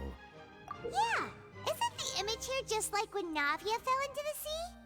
So wouldn't it be trying to show the image of the Hydro Archon also falling into the sea once the prophecy has been fulfilled in the fourth slate? In the end, the people will all be dissolved into the waters, and only the Hydro Archon will remain weeping on her throne. Only then will the sins of the people of Fontaine be washed away. Guess so. Did Paimon get all that right? You've made some keen deductions. I must say, given how much you still don't know, it is impressive that you've already managed to connect so many pieces of the truth. And I'm guessing you have a little more knowledge that might just help us out, huh? However, while you were able to decode all the information on the slates, they've also been etched with an additional layer of hidden information using a different power source. When we were at the ruins, I tried to decipher the hidden information recorded in the slates. But since we only had 3 slates at the time, I was unable to come to a full conclusion. Now that the slate collection is complete, I shall make another attempt to decipher the narrative recorded within. If everything goes well, we should finally be informed of the unadulterated truth.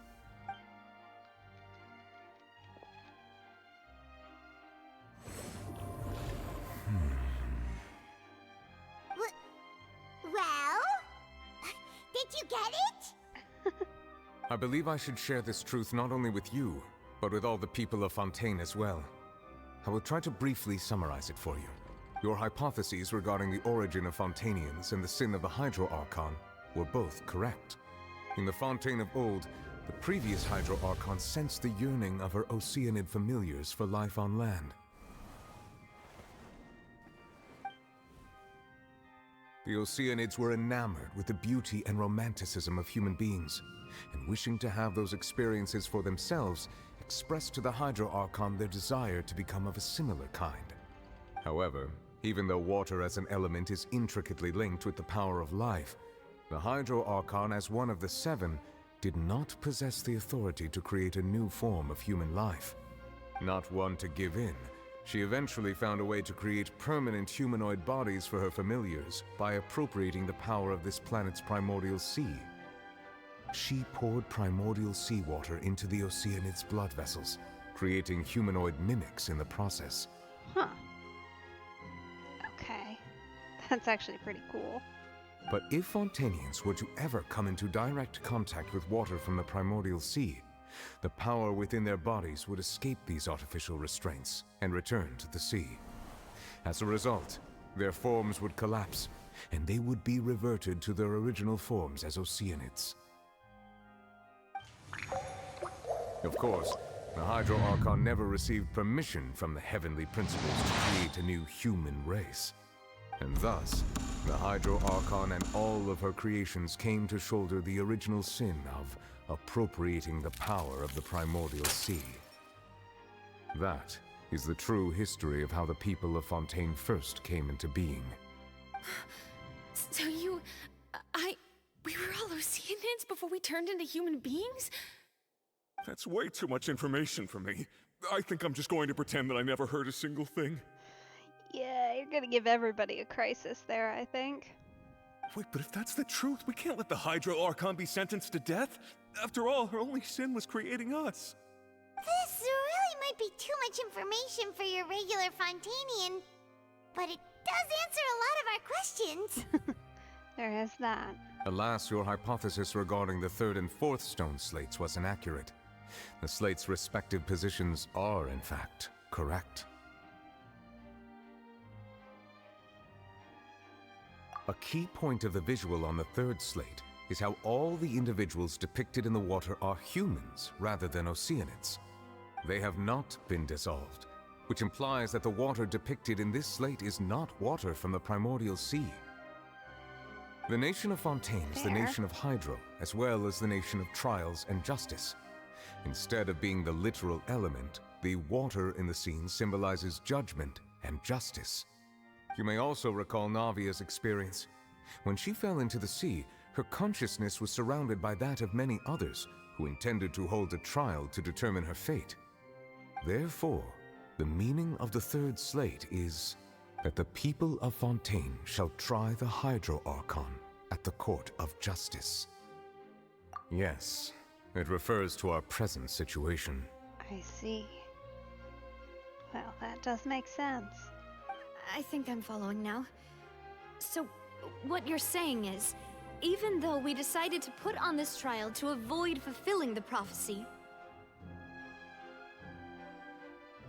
in truth, everything we've done has happened exactly as the prophecy foretold. So now, it seems, we're the ones making sure it comes true.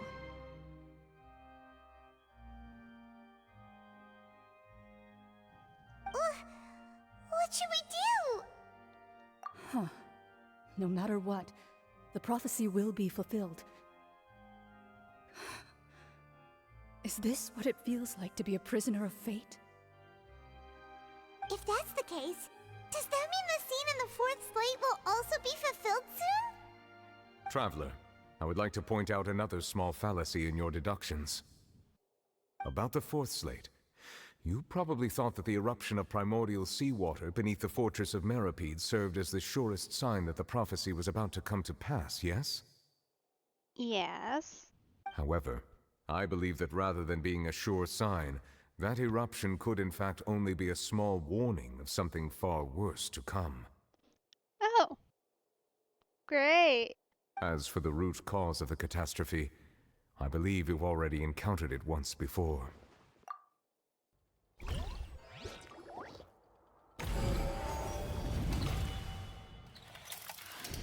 This eruption was just a small warning of the things to come. We must find the root cause of the disaster. Okay.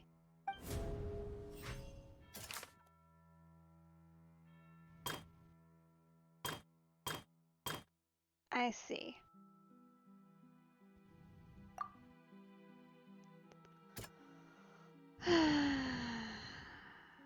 Well, that feels right. It was both dream and reality. If we're talking about a true culprit, that could only be that thing inside the primordial sea, right? The truth, the original sin, the trial, and the root cause of the disaster.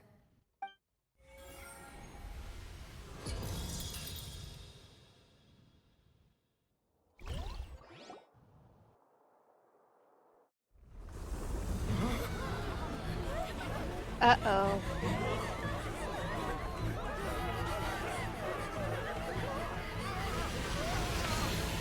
Oh!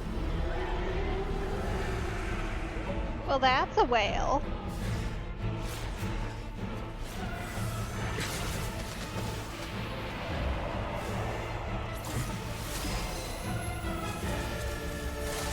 Oh! Oh, gosh. He broke his shield?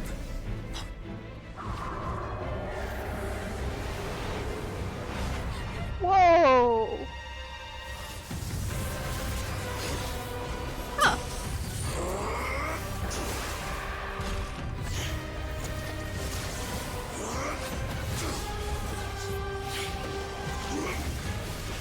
Hi, child.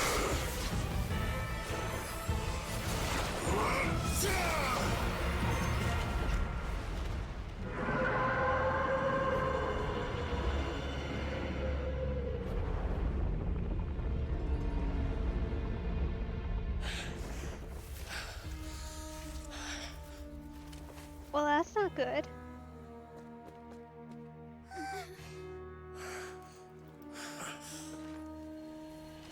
Oh.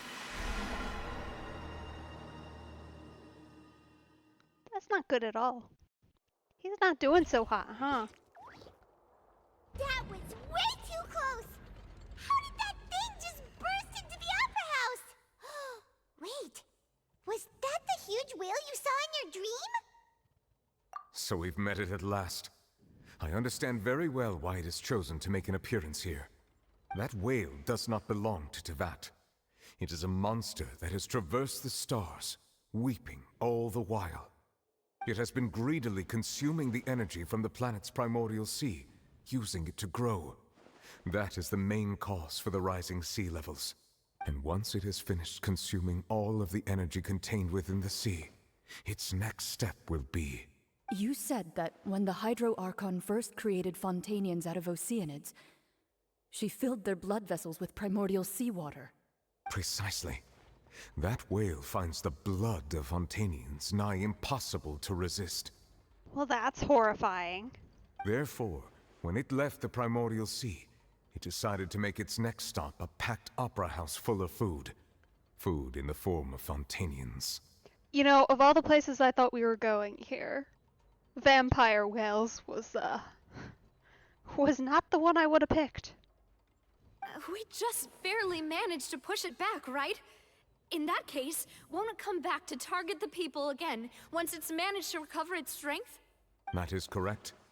Indeed, it is more accurate to say that we should thank that Harbinger for buying us some time. Without him, the whale would have likely come onto land far sooner. From the way he looked, he must have been fighting the creature for quite a long time. That battle maniac. We've always known that he had a special connection with that whale, but we definitely didn't expect it to help us out like this. Anyway, now that we know that this whale is the actual cause of the disaster recorded in the prophecy, all we need to do to stop the prophecy would be to find a way to beat it up, right? It is too late. What does that mean? It had already absorbed too much of the Primordial Sea's energy before we could notice it. At this point, it has become practically integrated with the sea itself. Even if the entirety of Tevat were to be destroyed, it could still survive and swim off towards some other world. That's not something I will accept. We've already done everything we can, and we even found the true culprit. We've come so far. You can't just tell me that the last hurdle is some impossible foe. That's just not fair. Indeed, that's not how a grand performance should end. I'll fight it to the end, no matter what. So the prophecy will be fulfilled no matter what, huh?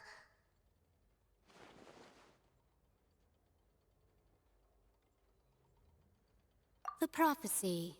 Yes, what has been prophesied will be fulfilled. You may view such things as the history of the future.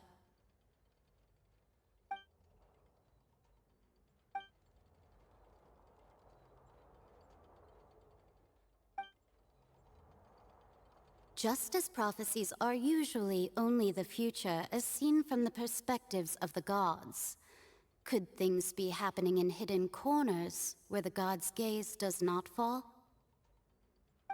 Ultimately, fate shall serve as your only guide, no matter what will happen in Tevat's future. All you need to do is to play your part.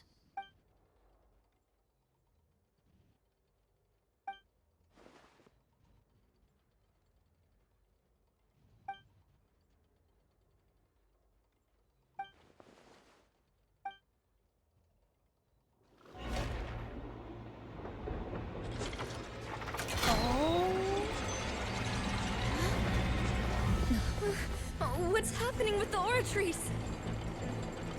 I believe it is preparing to carry out the death sentence.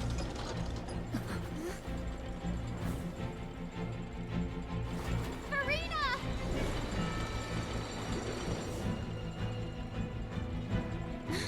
No, I still need answers.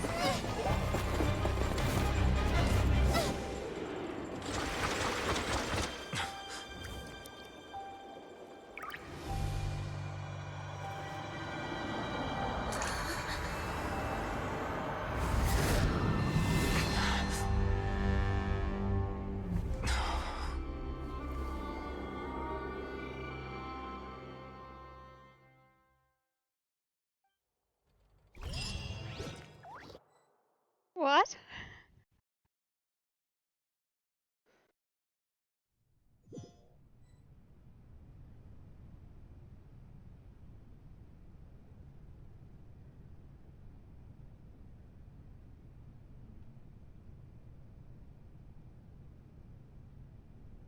You...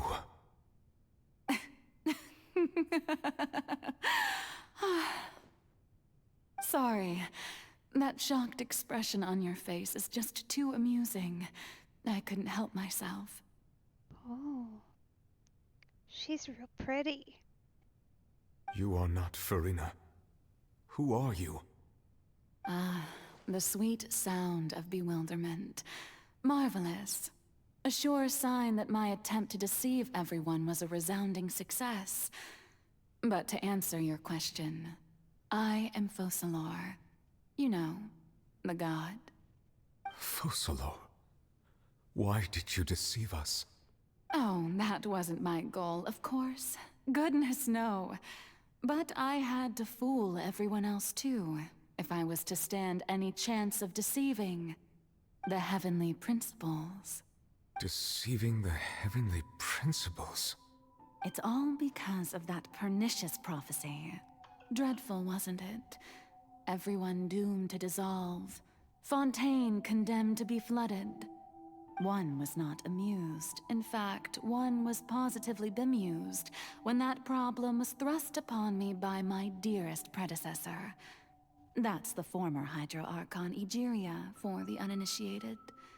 It hardly gets more disastrous than a preordained national catastrophe, now does it? She knew full well that the prophecy would surely come to pass. And as one of the seven, she also knew full well that one defies the heavenly principles at one's peril.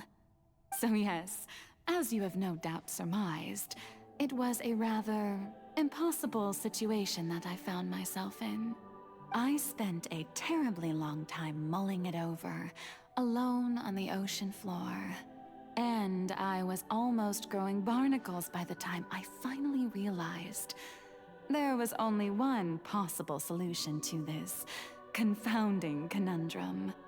I had to outwit the heavenly principles, allow the prophecy to be fulfilled, ostensibly at least, while saving everyone at the same time.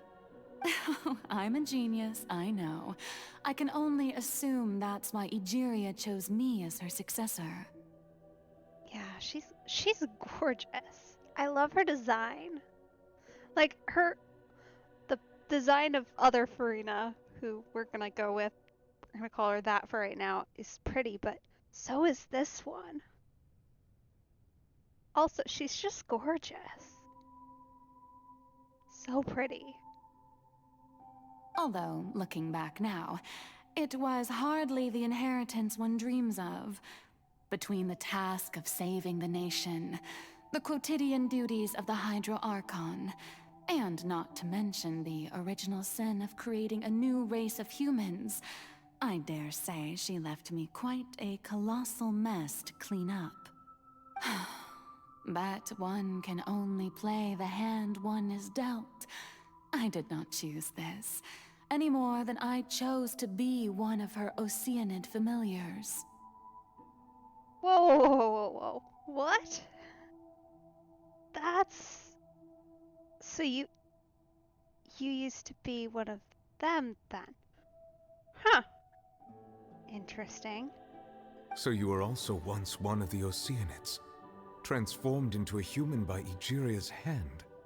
Yes, I was. I always dreamed of becoming human. And I still do, even now. In my eyes, to be human is to be part of the greatest opera ever known. After becoming a god, I separated my divinity from my body and spirit, leaving behind only a self that was as naive and bewildered as my past self on her first day as a human being. The me you see before you now is that divinity. And the human counterpart I left behind, I named Farina. Huh. Okay. That, honestly, that makes so much sense, because she was a bit... I don't even know. A bit odd. She could feel joy, sorrow, and everything in between. She could be as vain and conceited, or as meek and vulnerable as she wished. Her strengths were of a kind only a human could possess, as were her shortcomings. Makes sense. It makes so much sense. 'Cause, yeah, which, from the beginning, she seemed a lot more more human, shall we say, than most of the other Archons. Certainly than most of those who were of a similar age. Nahida is a bit different. Her case is odd. I mean, there's a lot of things that are sad right now, but what in particular are you referencing? But in my eyes, Farina's humanity was what made her perfect. She was perfectly human in every way. The person I always wanted to be. Anyway, so then I cursed her. Excuse me?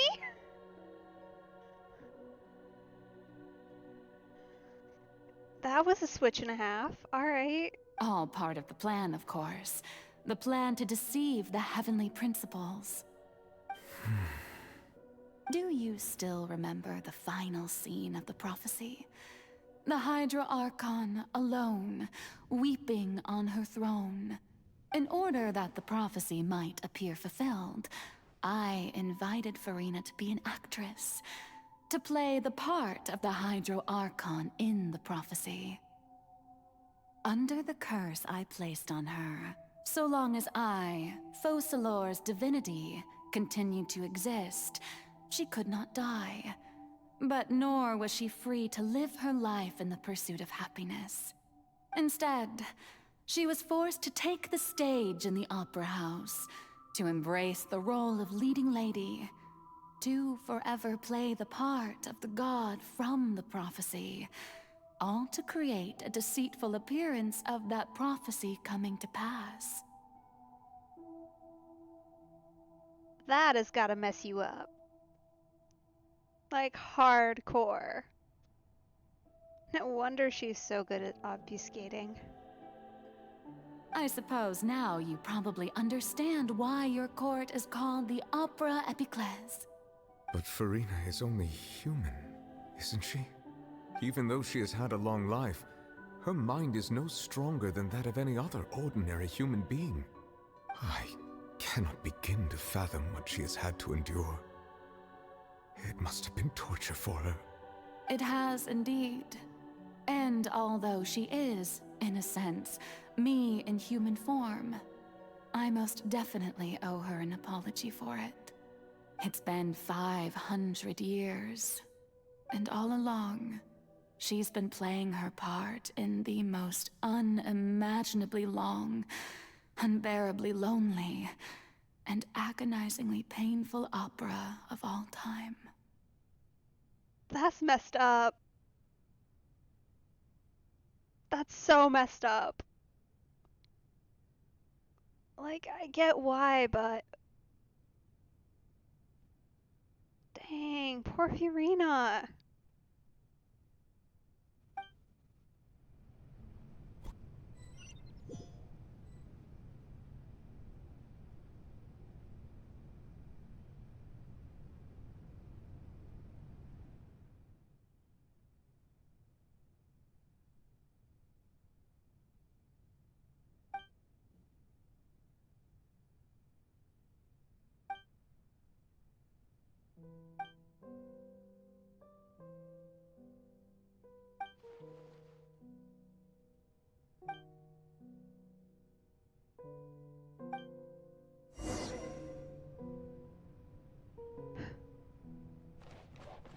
Well, we've heard from the director. Let's see what she has to say.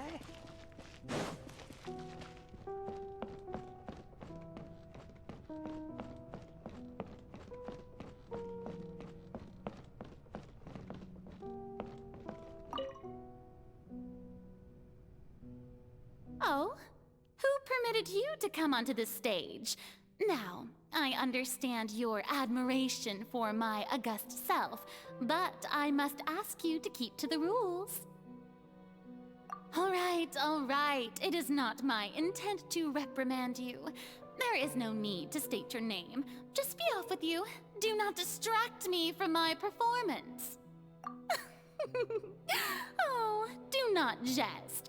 Can you not feel it? I am Focalor, The eyes of countless Fontainians are upon me. I must, at all times, display the utmost elegance and nobility.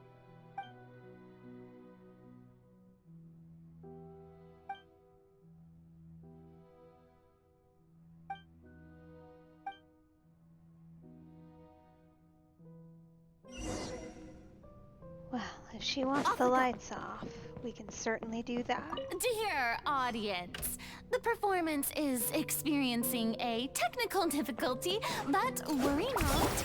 The gods shall resolve it soon enough.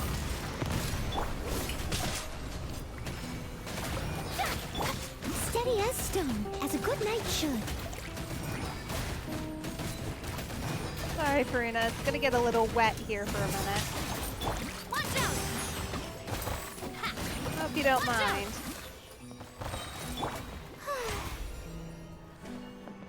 Okay. On to our next one. Hey, what gives? The audience is still watching me, you know. Guards? Wait, where are the guards? Guards! May I present? Time to shine! Let's ride! Where'd you go? It's too hard to see. Let's shred, turkey! Coming at ya!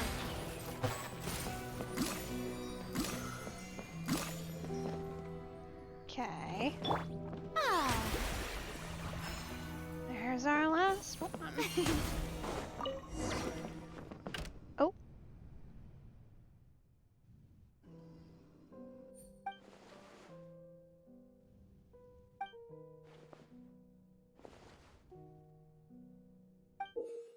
How curious.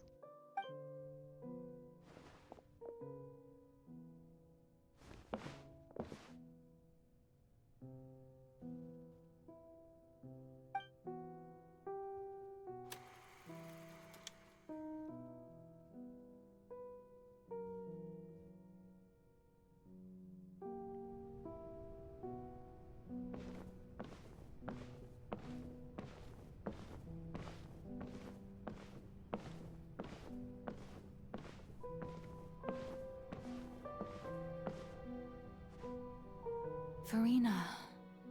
Farina. Huh? Who's that? Who's calling me? Where are you? Be not nervous. Be not afraid. I am before you. Wait a moment. You're near me? How can this be? Mirror you, huh? You know what? That's not bad. Let's go with that. Mirror me? What do you wish to say? The prophecy. Have you heard of it? What prophecy? Wait. I know. I think. I don't know why, but it's in my head somehow. The people will all be dissolved into the waters, and only the Hydro Archon will remain, weeping on her throne. Only then will the sins of the people of Fontaine be washed away. Oh, very good. You know it well. What's going on? I can't seem to remember anything clearly. The only thing I know for sure is this prophecy. Will it really come to pass? Yes, it will. And that is why I've come to you. Disaster will come to Fontaine sooner or later. Things will develop just as the prophecy declared. There is no escaping it. But doesn't that mean everyone will die? I'm a Fontainian just like them. Will I dissolve too? Oh, don't worry. Magical meetings exist in this world precisely to give people a chance to turn things around. it is the reason why you met me today. I will tell you how to save everyone, but you may have to suffer somewhat. Oh, so there's still hope after all. Goodness, you frightened me. You spoke so much and with so much certainty. As for the suffering, well, I will admit that the first thing that came to mind was, why do I have to be the one to suffer? But if the prophecy will come true, I'll also die anyway, right? So if I've already met you as my magical meeting in this world, if there were scales, with all the people of Fontaine on one side and my pain on the other, is it not obvious where the scales should tilt? You truly are the perfect human, my ideal. I suppose this would also be the justice that belongs to you. Huh? Don't worry, it's nothing. Listen well. Fontaine has just lost its Hydro Archon. I need you to play a role, that of the new Archon. Play as a god? That's right. You must begin a never-ending masquerade. You must never let anyone suspect your identity. If you can keep it up, then I shall have my way of defying this prophecy. But should your identity be revealed, then all hope will be lost. But how will I do this? A human assuming the role of a god without being exposed. Don't worry. What you must do is not to turn yourself into a real god. You simply need to play the role of a god as humans imagine them to be. Being a human yourself, I'm sure you already know what such an entity would be like. Remember, your true challenge will not be pursuing divinity, but contending against humanity. I'm still not sure I understand, but I'll try. I'll try to do this. So, how long am I going to have to play this role? To accomplish this mission, you will have to stay on the stage for many, many years. You will endure and not grow old until your task ends. But I promise you, all will eventually end in a magnificent and dramatic trial, and everyone will be saved. A trial, huh? How exciting. I'll be looking forward to it.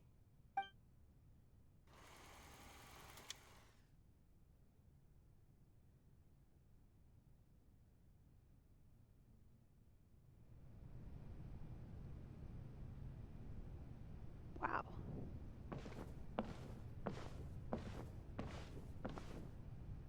That is so wild.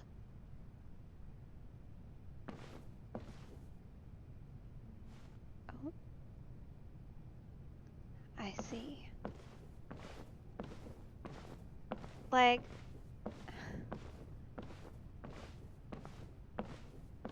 it's certainly an elaborate master plan. But poor Fiorina, because, well, that's so complicated. She technically agreed to it, but that's still just awful for her. The Maison Cardinalise has announced my accession, but this is my first time facing the people. What should I say to most appear like a god? To be honest, I still don't know. Perhaps I should first try to act natural.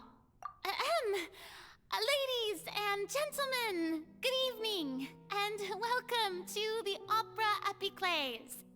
I'm sure you've all heard about how I have taken on the role of Hydro Archon. Indeed, I am Farina de Fontaine, your new Archon. In truth, I know little about becoming a nation's new god, but it will be my honor to guide you all. As the god Focalor, the god of justice, I shall do all within my power to lead you into an age of fairness and justice. Once again, thank you all for coming. If you should have any questions or suggestions, please send them to the Maison Cardinalise. The future of Fontaine will require us to work together, after all. Right. And like, especially because she basically, from what Focalor said, because she didn't really exist before this, she's essentially, in essence, a brand new human being. Which means that this is almost all she's ever known. And that has gotta mess with a person. So badly. This should do it. I thought I might stammer, but thankfully, I was able to convey my thoughts just fine. Okay, and next. That's the new Hydro Archon. Is this some kind of joke by the Maison? I would have thought that a being that surpasses humanity would be a bit more assertive. Hey, did you hear that? She even told us to send her suggestions there at the end. Shouldn't gods be all-powerful? She's being so modest. What's the difference between her and an ordinary person, then? If you ask me, perhaps the succession didn't actually happen. She might just be a Maison-back puppet. Wait, what's going on? Why is everyone suspecting me of being a fake? Oh, this is bad. If I get exposed here, there'll be no saving the people from the prophecy. Right. Mirmi said that I just need to play the role of a god as humans imagine them to be. Calm down, Farina. Think. What do the people want? How would they imagine a god to speak and act? Assertive, with a strong sense of presence. One who can dispel all doubt. That is the character I'm fated to play.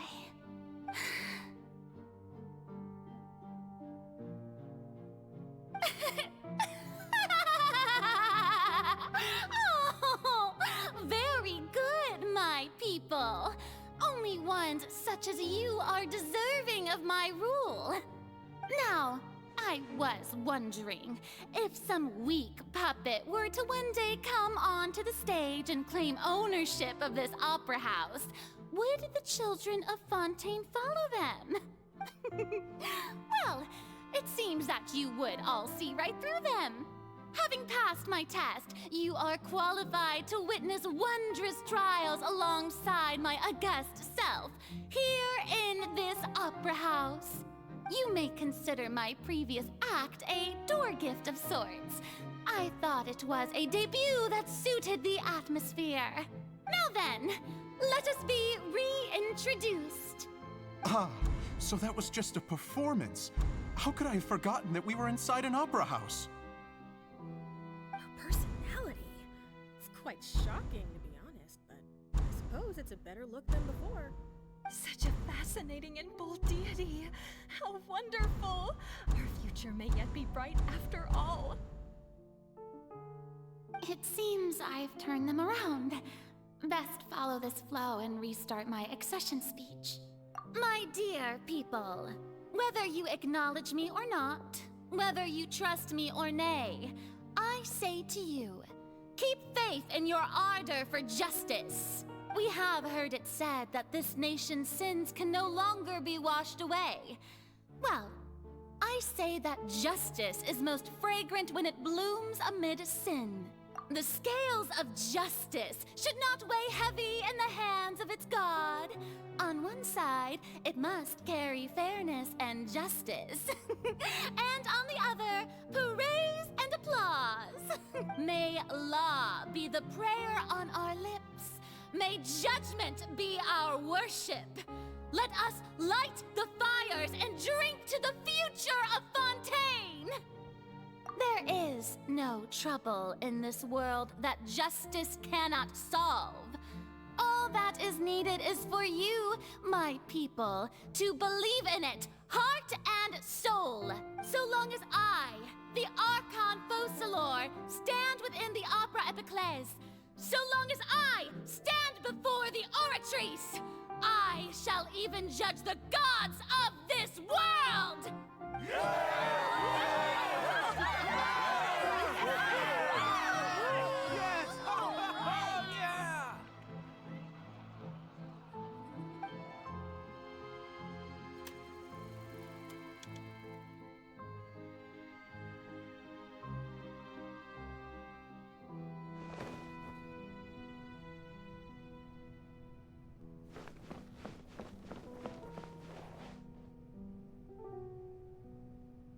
Lady Farina, here are today's case reports, as well as a summary of the follow-up for your perusal. Come now, was I not just at the Opera House in person? Leave these kinds of things to Neuvillette. Besides, none of these trials were the one that I'm looking forward to the most. Oh? And what is that? I wonder.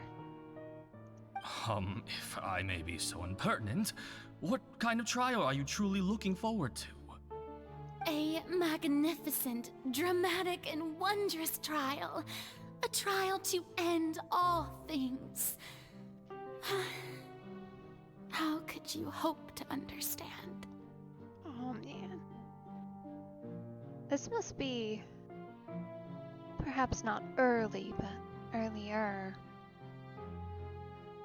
That's true, I fear I lack the ability to grasp your divine thought, Lady Archon. No need for fright, and do not take what I said before too seriously. Go now, do your duties. The trial I await. It will come one day.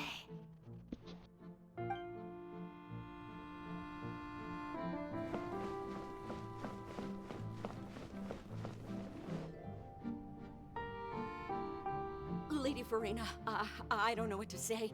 Thank you for agreeing to see me. No need to thank me. Or rather, thank your own sense of perseverance instead. Long have you stood in line to meet me, have you not? Oh, I'm afraid that's just an inevitable consequence of my divine charm. All right, Deoteria, is it? How is your son's illness? You remembered me, and you knew of my family, too.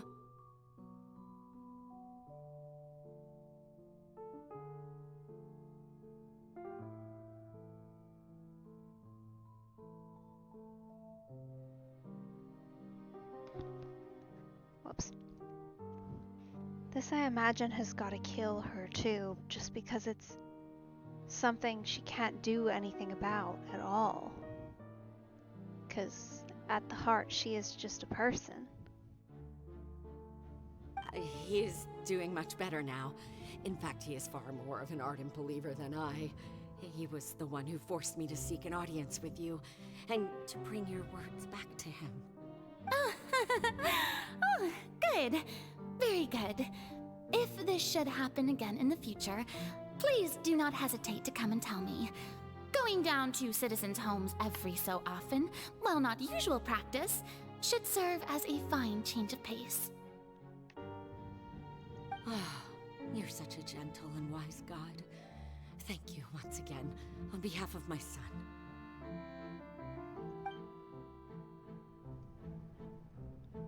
Because she technically can do things with her power and skill set, but...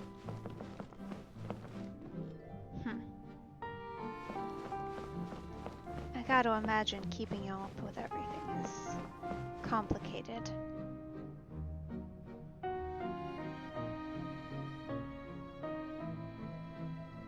Lady Farina, here are the latest hydrological reports. As for the specific parameters you asked to take note of, I'm afraid things still don't look good. I see. It's as I thought then. As as your god, I did already expect this, but I wanted to see how far your human wisdom would allow you to analyze it. All manner of signs indicate that the prophecy will still come to pass. Forget it. That's not something you need to worry about right now. Well, as I understand it, the Fontaine Research Institute is also trying to find a way to counter the rising water levels. Really? Have they found anything? I'm afraid that they haven't found any effective solution thus far.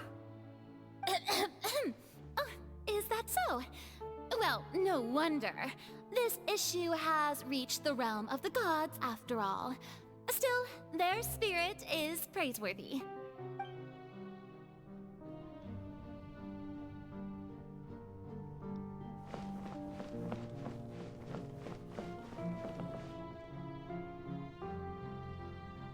The day is finally over. I haven't had a moment to breathe this whole time. But it's good to see that everything's getting on track. There are no longer any voices of suspicion. Maybe this is fine. I just need to keep going, and everyone will be saved. Alright, Farina, don't think too hard about this. You need rest. Tomorrow's a new day.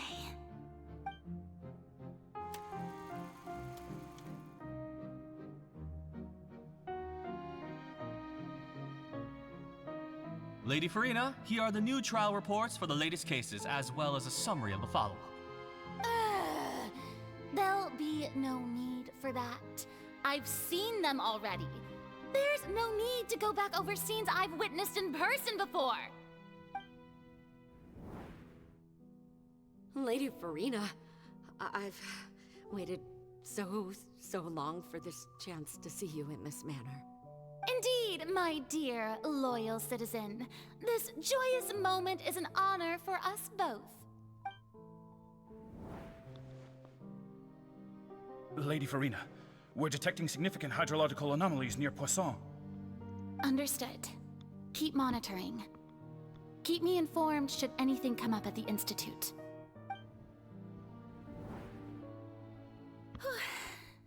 I don't think I let anything slip today. I must show the people that there is nothing to worry about.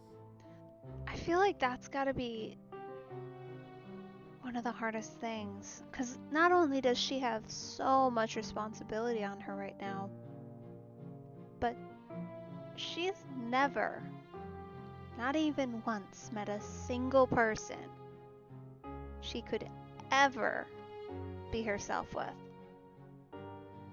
And that has got to mess you up more than anything. I just don't know when these days will end. I feel utterly exhausted. Best to rest early today, too.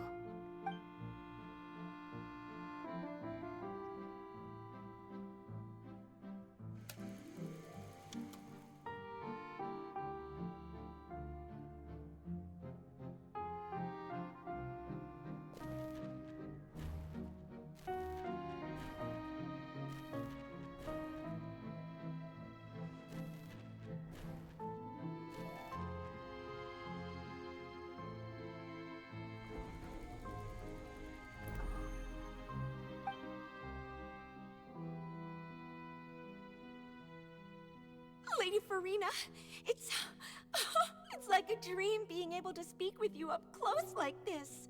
I've heard that the first member of our family who was honored to receive an audience with you was Madame Dioteria, almost 20 generations ago.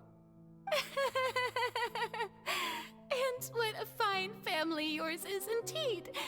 It brings me great joy to meet such a faithful believer, a descendant of a line most ardent. Surely you exaggerate, Lady Farina. My lady? What is it, good citizen? Oh, are you crying? Uh-huh. Oh, really now? I didn't even notice. This must be the overflow of hydro from my person. Well, can't quite help being the god whose dominion is the waters, can I? No wonder. No wonder. A manifestation of your power, then. Oh, Archon, I am honored to have witnessed it. Honored indeed.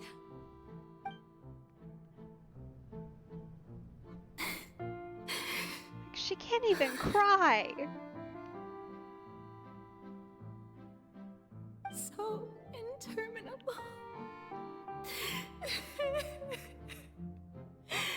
So lonely. Just how much longer? Hundreds of years must have passed by now. Perhaps the show must go on for hundreds more. I never imagined that it would hurt so much. Have I reached my limit?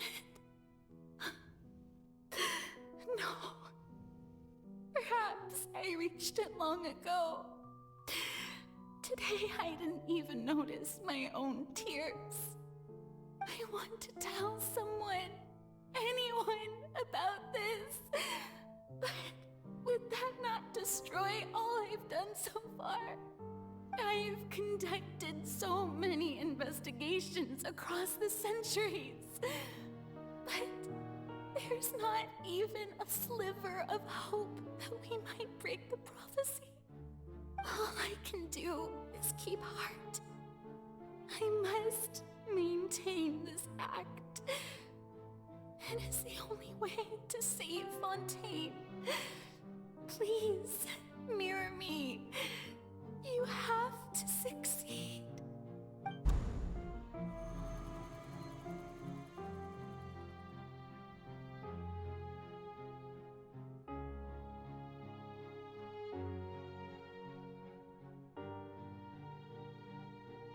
Right? Farina, you don't have to shoulder this burden alone. Although I don't know what you might be keeping from everyone, your people are more than willing to share your burden with you.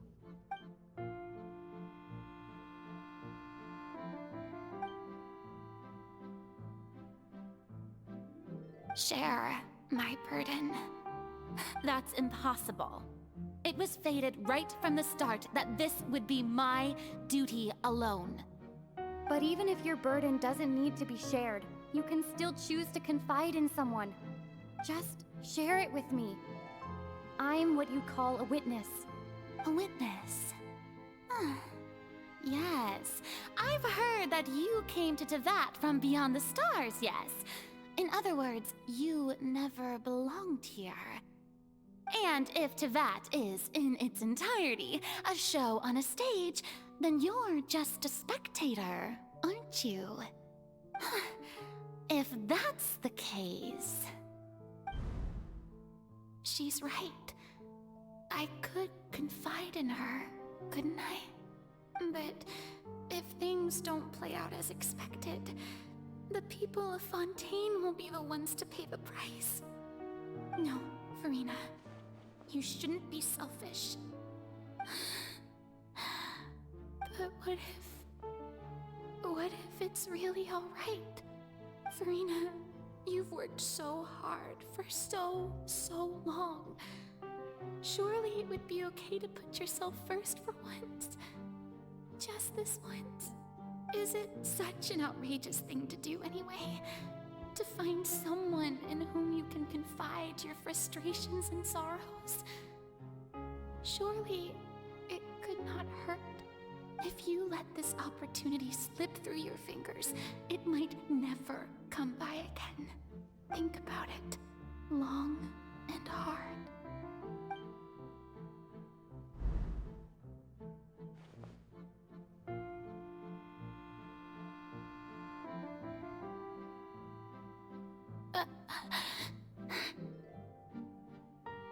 No, I have nothing to say. I am Farina, the Archon of Fontaine.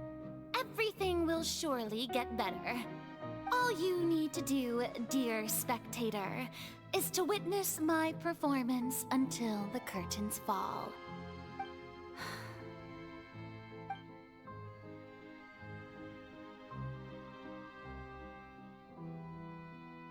Fine.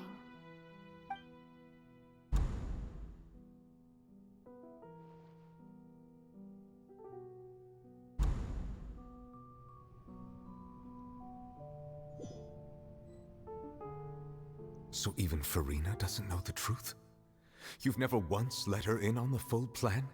Yes, it had to be done. To deceive the heavenly principles, you must first deceive yourself. She did very well. If she had let her resolve falter even once in these 5 centuries, Fontaine would have been doomed to the most tragic fate. It seems that trusting humanity was the right decision after all. I believe that I understand how your deception works, but that is only half the truth, is it not? How would you build on this foundation to save the people of Fontaine? That is the most important thing. Ah, good, good. Of course, the Iudex of Fontaine has pinpointed the crux of the issue. I'm sure you've long sensed that the Oratrice is no simple machine, yes? I've always suspected that it had its own consciousness. And Linny did mention that he heard a human voice within the core chamber. It now seems that that person was you, hidden within the machine all along. Am I right? And then I became one with the Oratrice, taking Fontaine's gnosis with me. Yes, it would seem so, wouldn't it? Alas, your understanding of this device still lacks sufficient depth. Well, what does that mean? In truth, it is no enactor of justice. It is, in fact, a device created to kill the god of justice. I beg your pardon? What? Oh, you have it. And to be more precise, not only will the Oratrice take down the god of justice, it will also take down the divine throne upon which she has been placed. I mean, did you think I would be the sort to enjoy peaceful repose while Farina suffered? My work over these last 500 years has been to constantly accumulate indemnitium within the Oratrice. But really, some have already discovered that only a small fraction of the energy generated by the device was ever used to provide power to Fontaine. The vast majority had to be, accumulated to enact this death sentence. It was all a part of your plan then? Both the trial and the sentence? Indeed. This power, accrued over 5 centuries, could have sustained Fontainians for millennia had it only been used for that purpose. Almost all of it has now been stored within the Oratrice.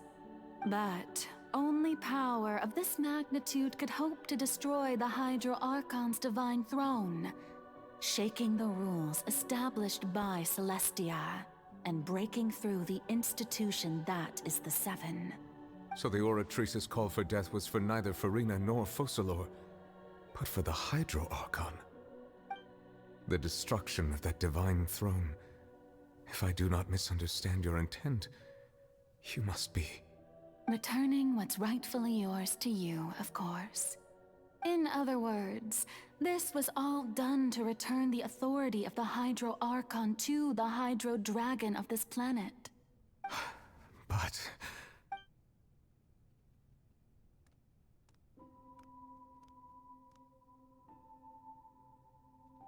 Oh, what?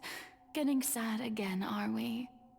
The authority of the ancient dragons shall soon be yours once more, O Hydro Dragon Sovereign. And this is the face you make. all you've done throughout the years is just so you can sacrifice yourself at the very end. I've never quite seen it that way, you know. Even now, I'm quite pleased at how well my deception worked.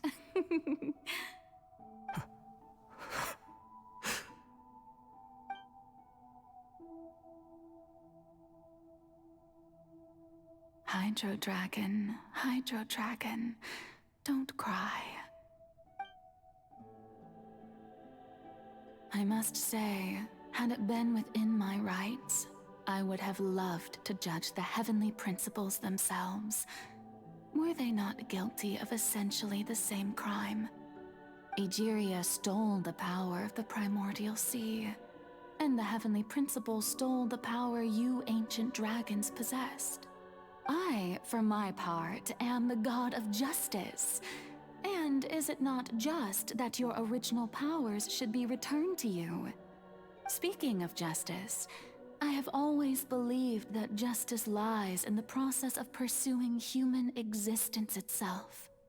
So, if the theft of the primordial sea's might was Fontaine's original sin, then, leaving matters of procedural right and wrong aside, the descent of the Fontainians as humans and their right to exist in this world would be Fontaine's original justice. In other words, existence was Egeria's justice, and to me, justice is the continuation of that existence. Defying the prophecy and ensuring that Fontaine's people shall live on, that should be the justice enthroned over all others. At this point, we, whether it be myself or all other Fontainians, have shouldered the burden of this sin for far too long. Iudex Neuvillette, the highest judge in our land, when you regain your full power as an elemental sovereign, what verdict shall you pass upon us? So when I was invited to the court of Fontaine to serve as Iudex, I see now that that was your idea too. At last, I now understand the true purpose behind this position. In the beginning, I was uninterested in human existence. But these 5 centuries of living alongside them have gradually brought about mutual understanding between us. And I have even attempted to feel as they feel. You are a devious one, Focalors. Things being as they are, surely you know that I could never declare them to be guilty.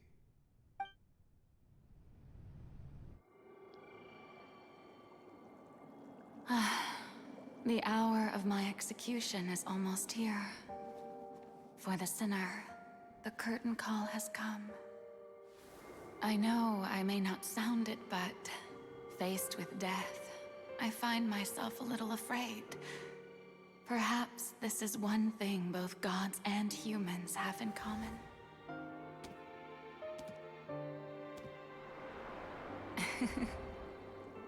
Farewell, Neuvillette.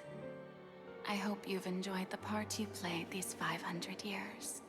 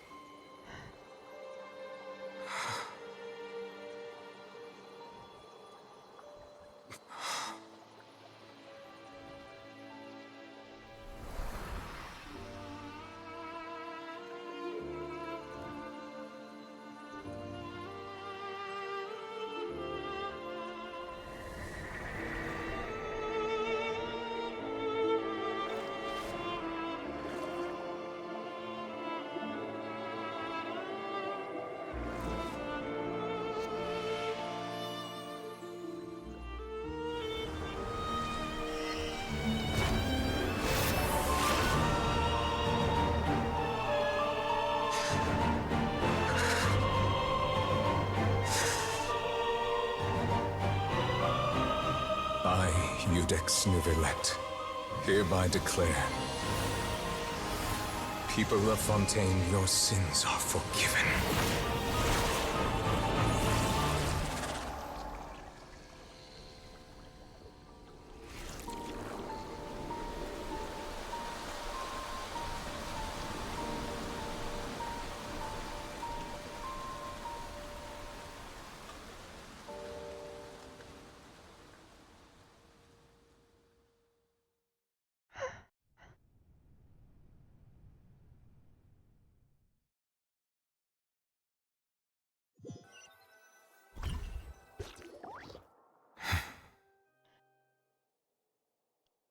Well,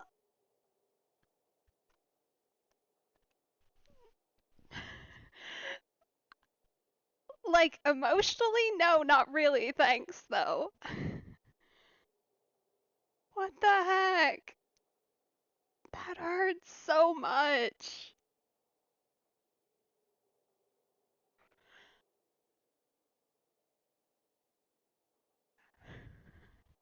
That is not a happy ending. What just happened? Has the death sentence been carried out? Yeah. Like, seriously, that is so messed up.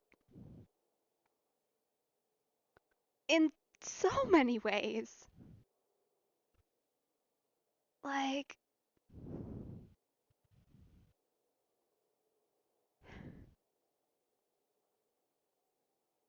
And... It's a plan just insane enough to work.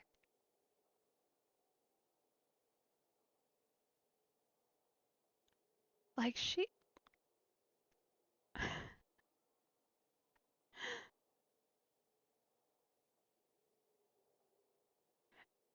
Yeah. Yeah, it's been... That is wild. Okay, this is definitely the best story. Like, though. Like... Wow.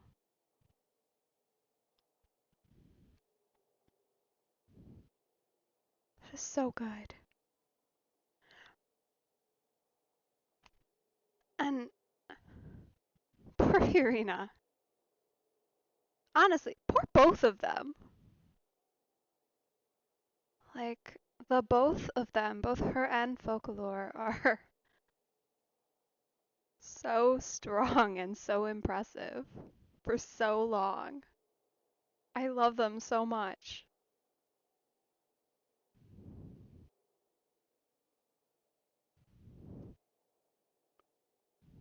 Was that bright light some sort of misdirection? I have a feeling that something huge just happened. But since we're all still alive and haven't been dissolved, I assume whatever happened was good for us. Yeah, to hold out like that for so long. Like, I imagine just pretending to be someone you're not, even for like a day, would have to hurt you. I know. For so long. And to watch the people around you too. Like, she is, in essence, just a person. And to watch everybody around you die just because of time. And still have to put on that act of, like, just not caring, really. That's insane. And so impressive. Like, dang.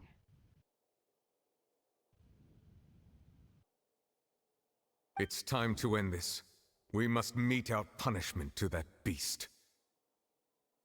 I definitely have a new favorite character. Didn't you say just a moment ago that it can't be defeated? I have gained the strength sufficient to deal with it. Through certain means, I now have the ability to separate the power of the Primordial Sea from that creature. We should seize the opportunity to pursue our quarry. Traveler, now that the oratories can no longer function, I require an executor to help me mete out justice. The root of the calamities befalling Fontaine, the beast that enacts the prophecy. Its name is the all-devouring narwhal. Come with me, traveler. The hour of execution has come.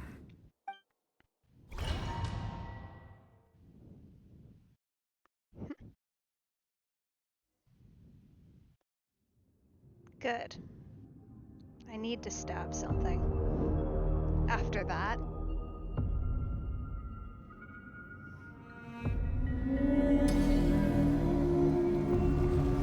Oh. We're going to execute it?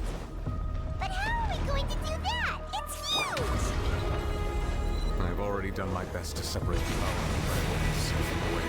Okay. Considering the size of the beast, I cannot reach the power source. Unless we can find a way to attack it from that within. doesn't look good. I shall share a part of the ancient dragon's power with you.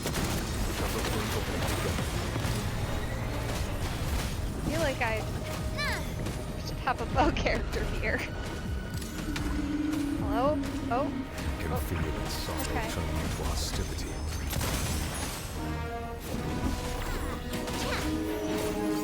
Hey there! I must leave no stone unturned. Time to clean up.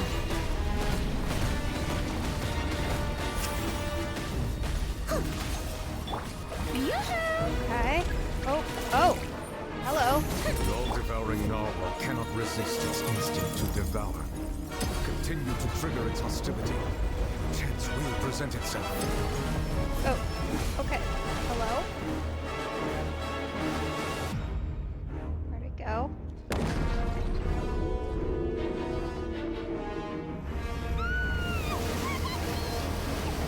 Oh.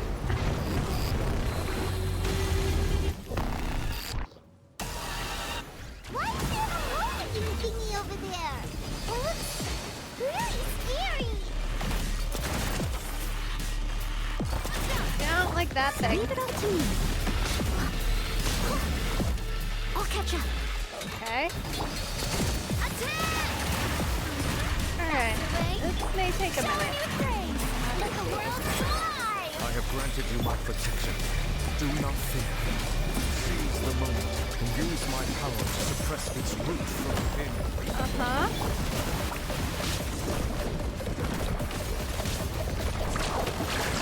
Oh, good.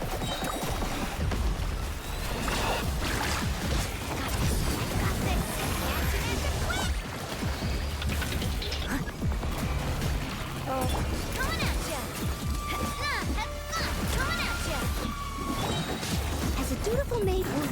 Okay, we're gonna need some healing here, like now. Like right now. Come on. We may need to switch aspects of Yurida here, unfortunately. Oh. Oh.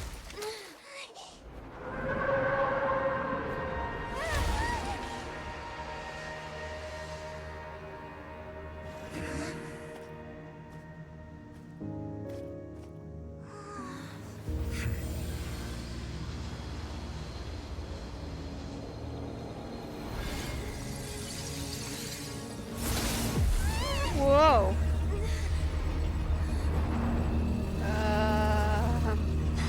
Don't like that.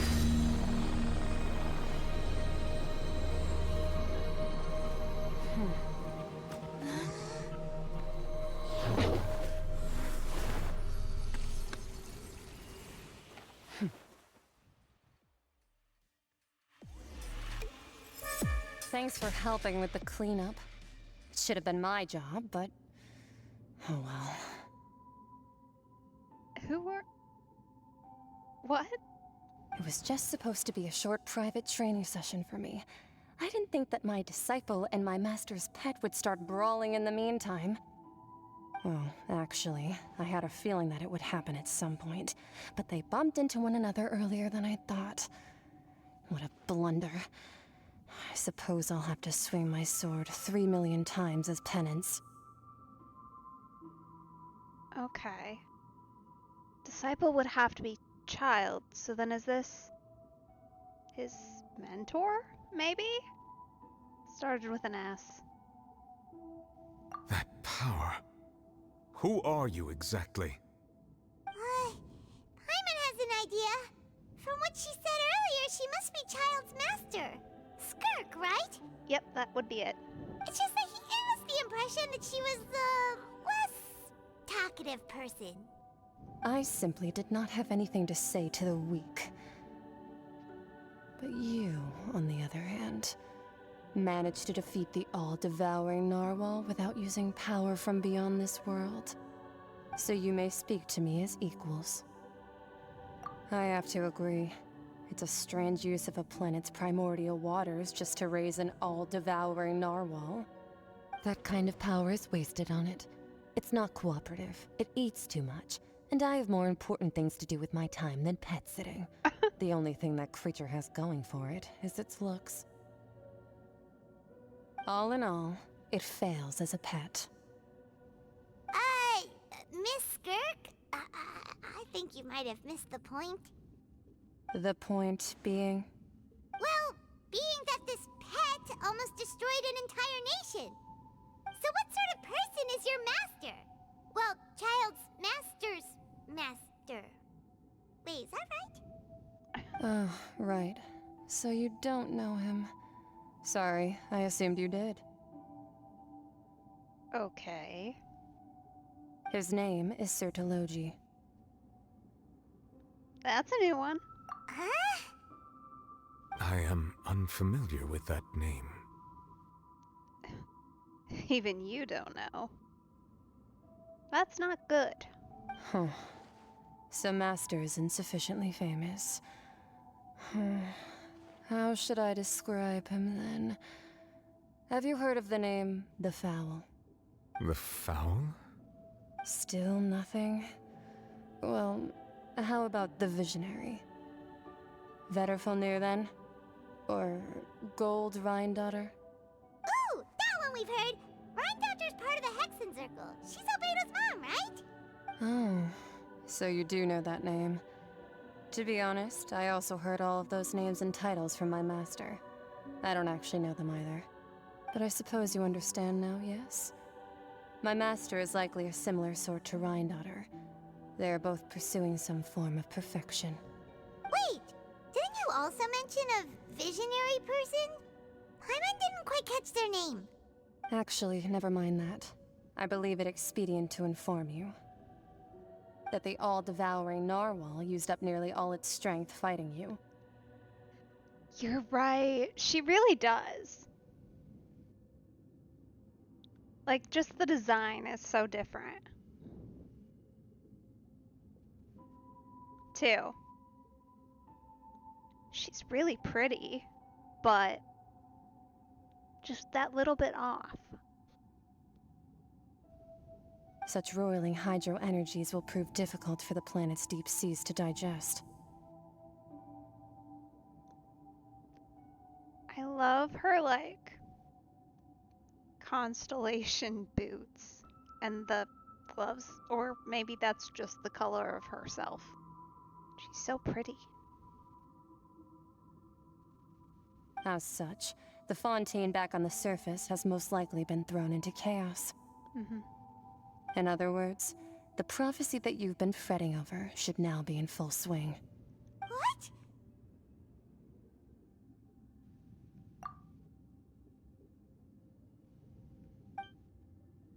Not to worry. Focalor has already managed to deceive the heavenly principles. In the end, the people will all be dissolved into the waters, and only Farina will remain, weeping on her throne.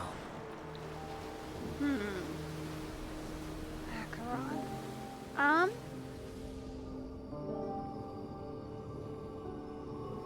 Only then will the sins of the people of Fontaine be washed away. Is that Wanderer's voice?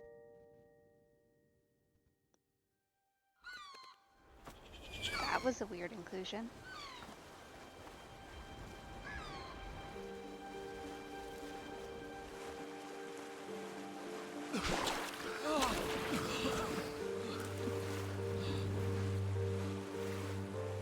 Hey! Help! Over here!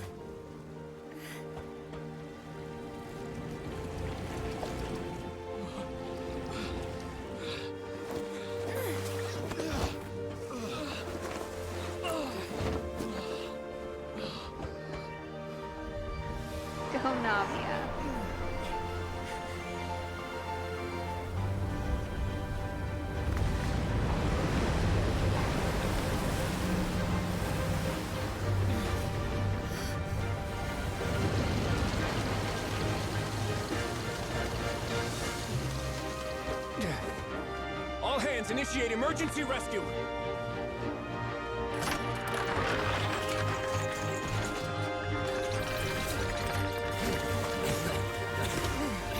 Hurry!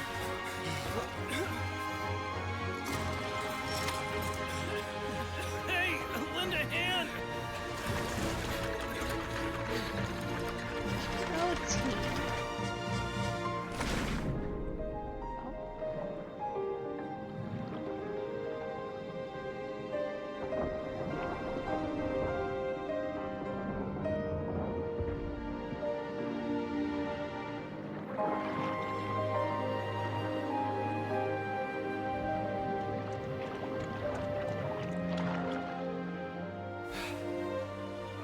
Look! The water's receding!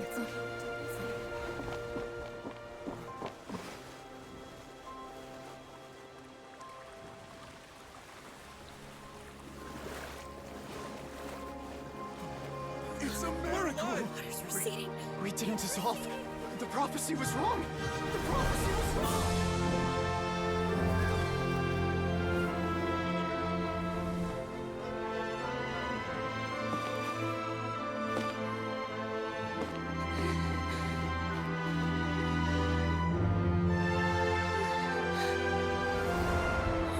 Are you alright? We're safe. The prophecy was wrong.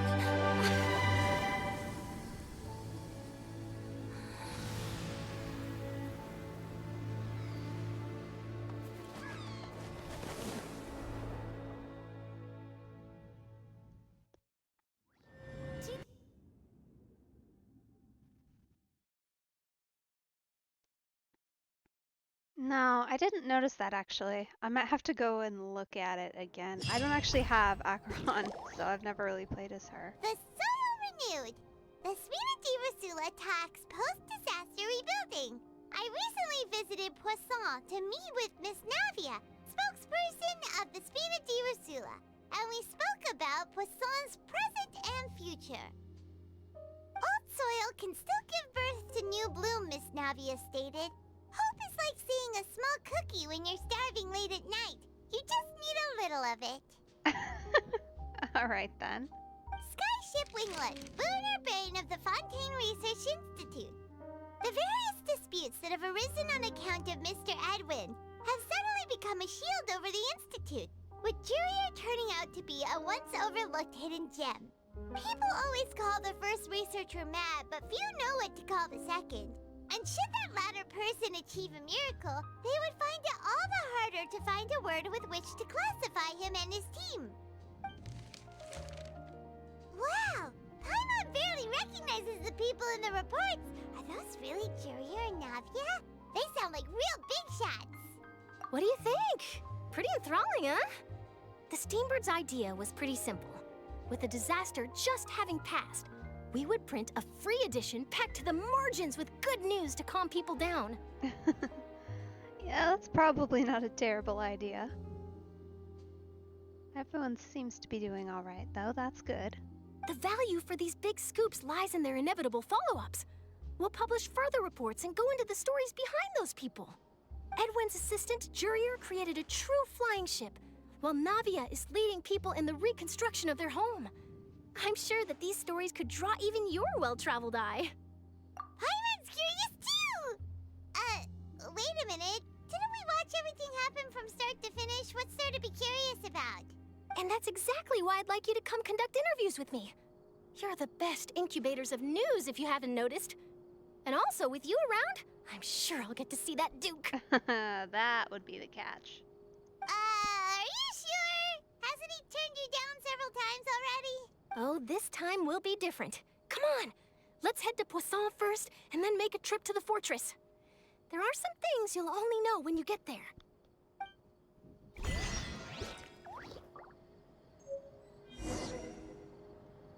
What is that thing?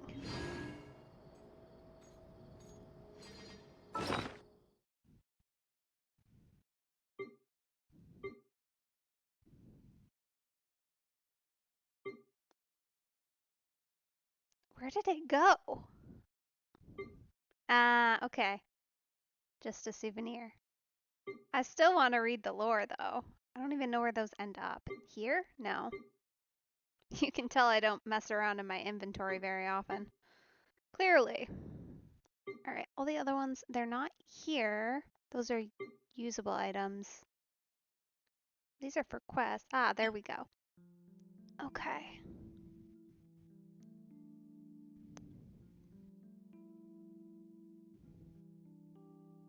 Wow, that really does just keep going, huh? Interesting. Cool. It's certainly the prettiest souvenir we've received so far. Oh, sorry.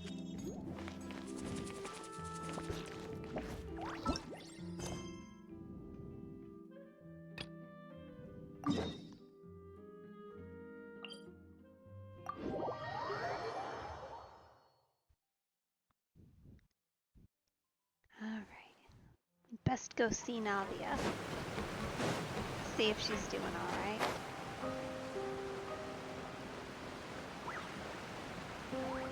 I suppose alright may be relative, but... Oh! Navia! Oh, it's you. What brings you all here? Hey, we're just having a look around. I'm here to update myself on how things are going here. Oh, the Fatui are here too. Let me introduce you.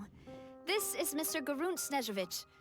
He represented the Knave in sending us a large amount of supplies, and is helping with our work. Our residents are hard at work as well. Thanks to everyone, work is progressing nicely. We've lost a lot of people, but we're moving forward. That will have to be enough. Hello, Miss Charlotte. I'm a big fan of yours.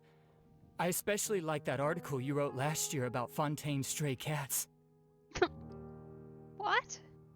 But if you don't mind, could you not emphasize our role too much in your report? It's not charity we're doing here.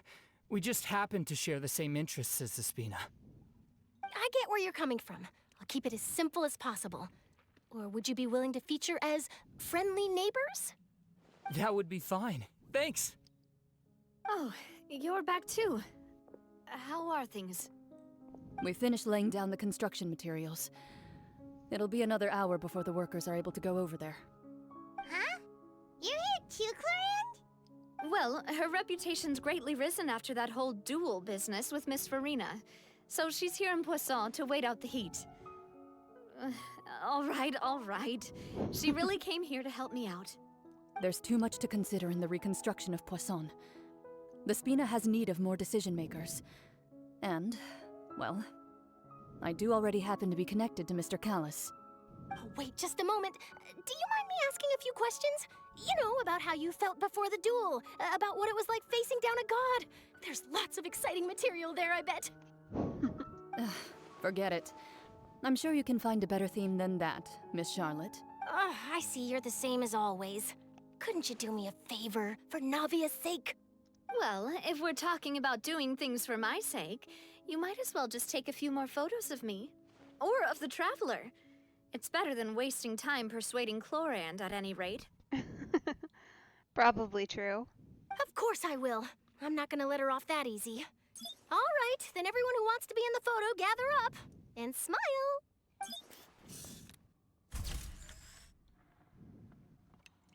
How did it go? Was it a good shot? Did Paimon look cute in it? Not bad. Your addition really helped the composition of the picture. All right, hang on a moment. Let me snap a few more shots. She really is. All right, that should do it. I'll be back here later anyway, so let's call it a day. And I like that they've made her genuinely nice, because it's a lot easier, I feel like, to go with the, like, kind of rude, kind of antagonistic reporter route. But, like, she's so genuinely nice about it, and, like, she's not really, like, trying to catch you up, you know? Like a lot of times in games and stuff, they'll create a reporter who's like actively trying to get you to say something even if it isn't true, as long as it's a good story, and she isn't like that, which I enjoy. You're very quick. Speed is of the essence when it comes to the news, and freshness is the key. Also, not to brag, but I'm pretty good at building connections. Who knows? I might eventually get that interview with you after all, Miss Clarand. Wow, you really do have that never say die spirit. I'm impressed. I'll hazard a guess that this is how you got that interview at the Fortress of Meripede. Whoa, you're well informed. Let me make a guess too. I asked Sijuin, who told Monsieur Nervillette, and he told you, right? That's a very complete information chain. In truth, all Monsieur Neuvillette asked me was, when did the fortress become so friendly towards the media? I told him that it was best not to speak too soon. There's no guarantee that Ridesley will make a personal appearance. You're right. I've got to treasure every moment I have with them. In which case, I'll be making a move first. Stay safe now, and tell me if you hear anything interesting. I'll treat you to afternoon tea in exchange.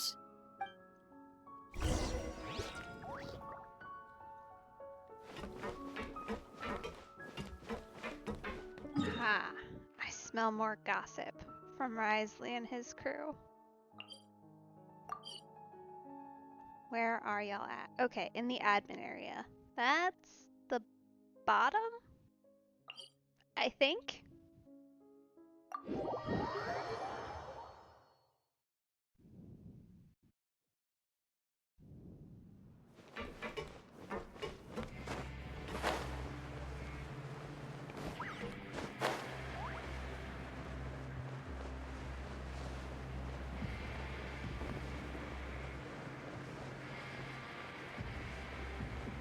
Oh. Okay. Maybe I'll have to do that one soonish. Wow, guess we're here again, huh? There's a real nostalgic feeling to this place. Looks like you've been missing us. I have so many story quests I need to do. Like I've just got a whole list and I haven't been doing any of them. So soon, hopefully, I'll get to run through them because I know you get so much more lore in them, and I feel like I've been missing out a little bit without it. Duke! Did you come all the way to the entrance to greet us? Of course. I'm here to welcome you and our dear Miss Charlotte, whom our good head nurse recommended to me. It's an honor to finally meet the much-rumored Duke. Thank you for consenting to my visit to the fortress, sir. No need to thank me. But that said, I shouldn't be the focus of your interview. I trust you recall our agreement? Gotcha. Of course, of course. All right then, this way.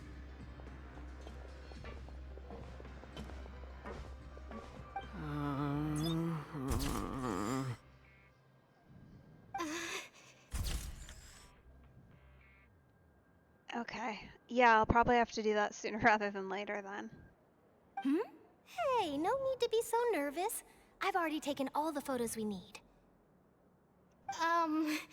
Miss Charlotte, do these pictures really need to be published on the cover of the Steambird?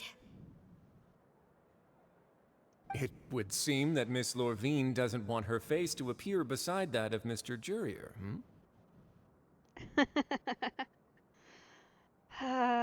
These two. Sir, please don't say things like that.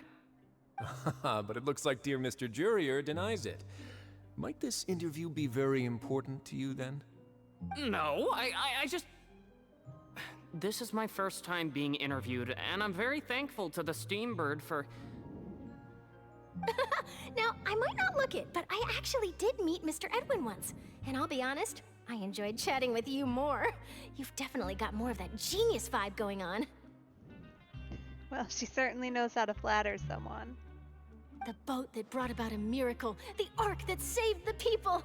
Why, you recreated a myth back there, like an emissary of legend. Still, if I might ask, where's that flying ship now? Looks like Charlotte's trying to get herself another exclusive scoop. I have to apologize, but that ship is presently in the bowels of our factory. I'm afraid it won't be easy for you to get a shot of it. Yeah, that one's fair. Really? Well, then in that case, could I have an interview with you to make up for that loss?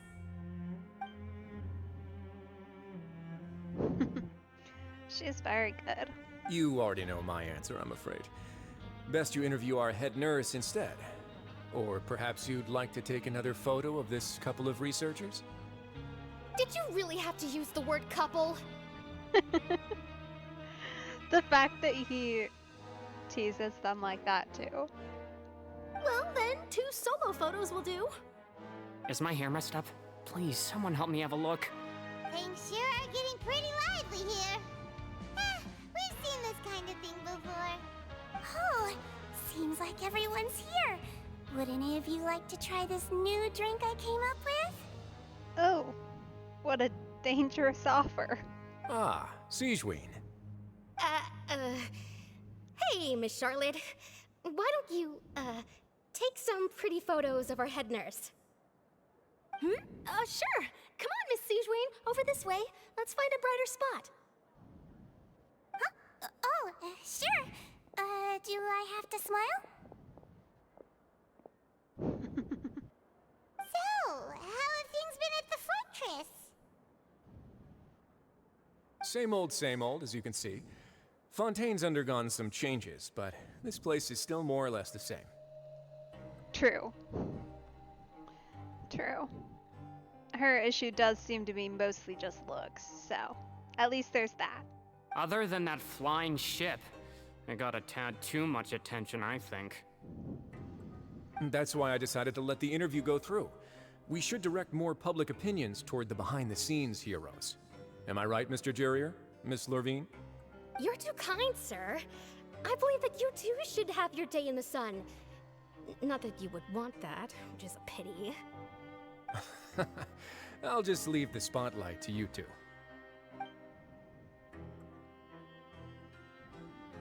I see. Lots of things happened that day, huh? Anyway, regarding that Harbinger, I'm not sure you remember, but his 3 young followers are still waiting for his return. He sure did win them over, huh? I'll tell them that there's good news and bad news.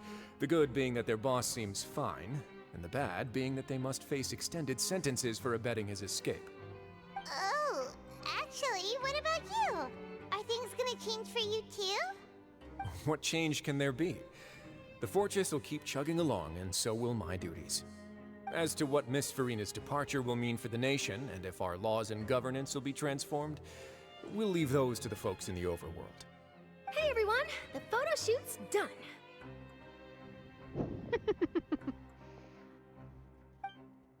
Good. In that case, let's call it a day here.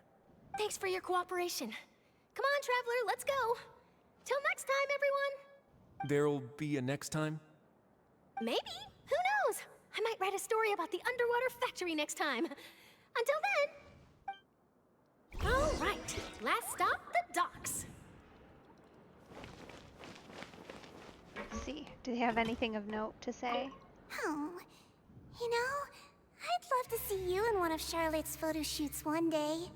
Is that really necessary? Our line of work doesn't really require much photographing. It's precisely because we don't need the picture that they'll have value as keepsakes.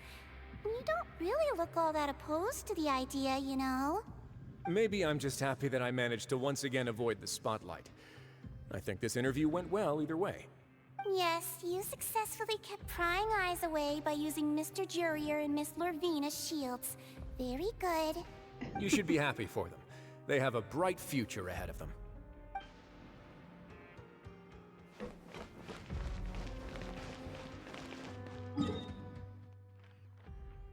Nothing too terribly exciting, just more dialogue.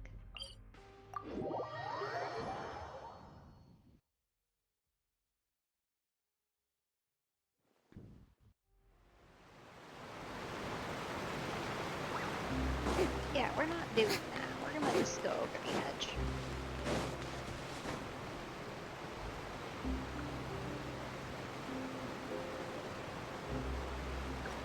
Okay. Main job there was to not kill Farina.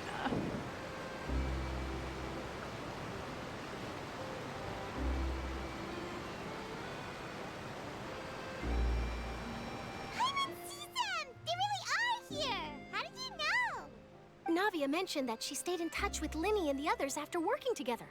Apparently, they've been at the docks distributing these strange pockets the whole time since. Traveler, Paimon. Ah, and Miss Charlotte, too. Would you like a magic pocket? What sort of gadget is it?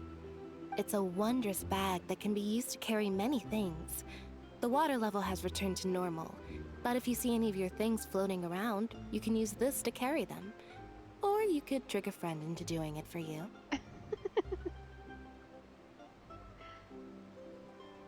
Trick a friend? I wonder which of my friends would fall for that.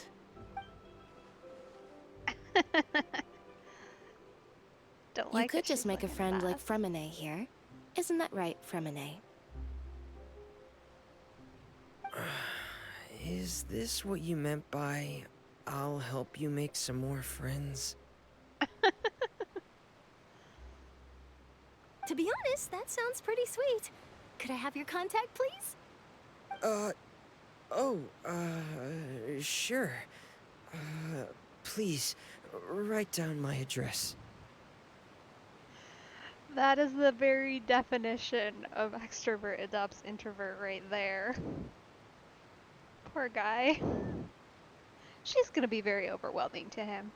Lynette sure is working hard to help Fremine socialize. He was the one who proposed doing this. He even wants to assist in our magic shows. Yes, I was planning to first introduce Pear as an assistant, and later Fremine himself. In the future, I think we can leave underwater escape magic to him too. Oh yeah, for sure. It definitely fits. 'Cause... yeah, he needs someone with a little enthusiasm to balance him out. That said, would anyone want to see a diver escape underwater? Oh, it'll work out. Every journey begins with the first step. He'll become a part of our show eventually. Lynette, could you come over? Miss Charlotte says she wants to take a picture of us. Got it. My, that Charlotte is rather perceptive.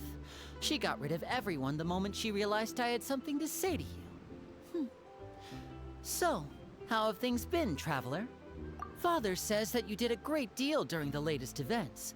She's very grateful for your contributions to Fontaine. That's alright. We were more than happy to help. So, what's she doing now? Oh, I guess you haven't heard. Well, after Lady Farina left, Father and Monsieur Neuvillette opened negotiations, during which he gave Fontaine's gnosis to her as a diplomatic gift. Okay. Sure, I guess.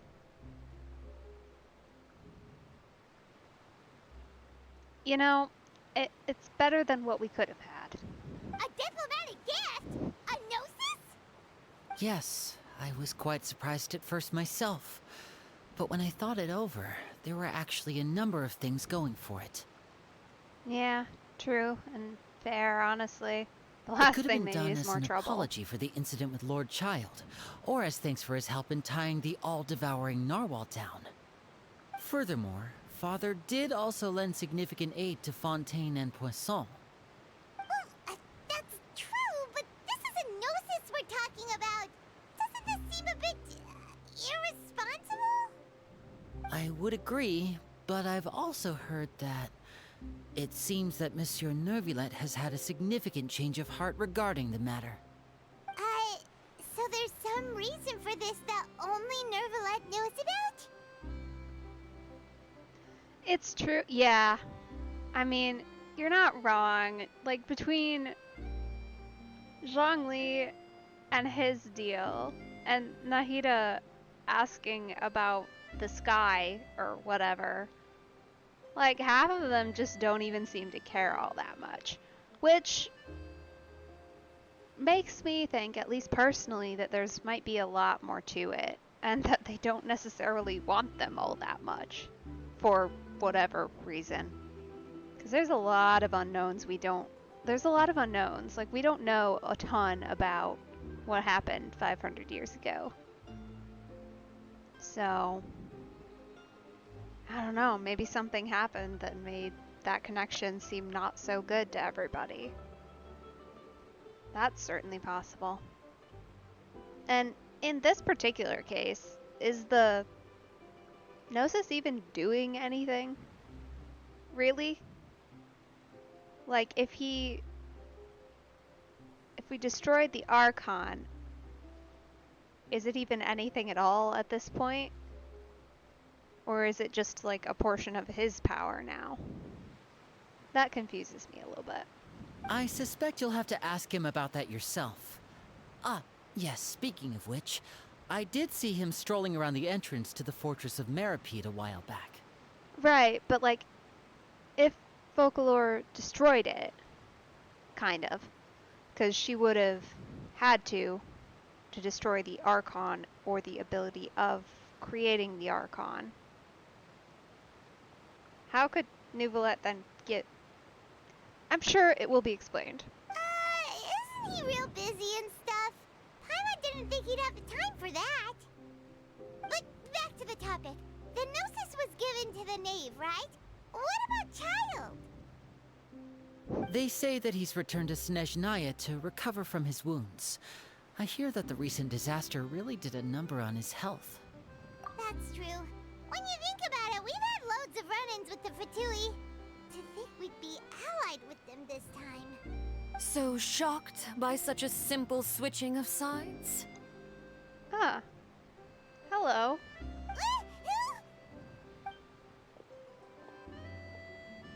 Father! Well, what do you know? Come to the docks to see how my children are doing and meet the Traveler by chance. Please do not pay my accomplishments in Fontaine too much mind. I would have done them regardless. Are you going to take the Gnosis back to Snezhnaya? That is our duty as Harbingers, yes. Don't be too preoccupied with sides. The goal of the Fatui concerns not a single place or person, but the entire world. With such a grand goal in mind, it is inevitable that we must wear many masks. Switching my masks is something I've always done. Well, that depends on many things. No one truly knows what the future holds. What good is honesty if you can't rely on it forever? As for you, I very much look forward to our next collaboration. Good things cannot be achieved alone, and you've proved yourselves to be great partners. A vision? All right. I'll remember to return it. Thank you for keeping it safe for him this entire time. No, I think they got the Electro one from Nahida, because she ended up with 2, because she got it from Wanderer. And then she traded both of them. For some reason.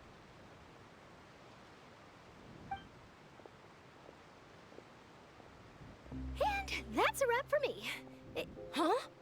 You're... Greetings, Miss Journalist. Hello. If I'm not mistaken, there are diplomatic channels I'll need to report to take a photo of you. That is correct.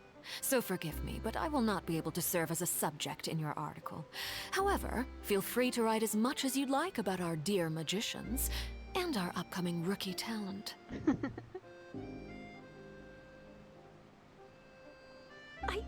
I will. The sea breeze is quite pleasant. I shall continue my walk while the weather remains so agreeable. Farewell. Honestly, I feel like this is the best interaction we've ever had with a Harbinger. Feels a little weird. Farewell, Father. Oh, she has such an intimidating presence. I didn't even dare to take a picture. Thankfully, I've already wrapped up all my pre-scheduled interviews. Thank you all. This'll be more than enough for me to write about, I'm sure. Don't be too nervous. Why don't you take a magic pocket before you go? Here, Traveler, Paimon, you take one too. To move things about? That's right. Funny. I was giving out magic pockets when we first met too. And what do you know? I'm doing the exact same thing right now. So many things have happened, but the pockets are still the pockets. I guess this must be life. We will all follow our own paths, and serendipity will lead you to your fated friends. All right then. We'll be handing out pockets in some other districts later, so we'll get going now. Have a good day, you two. Well, guess we sent Charlotte off. Shall we go see how Neverlette's doing? As long as he's not so busy that he doesn't have time to chat anyway.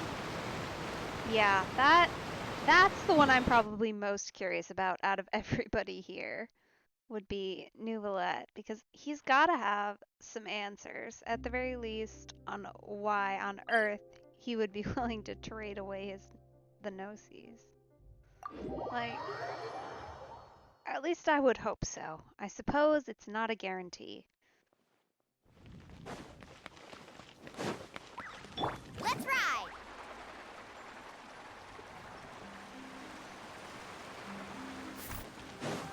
Off we go. Carving waves!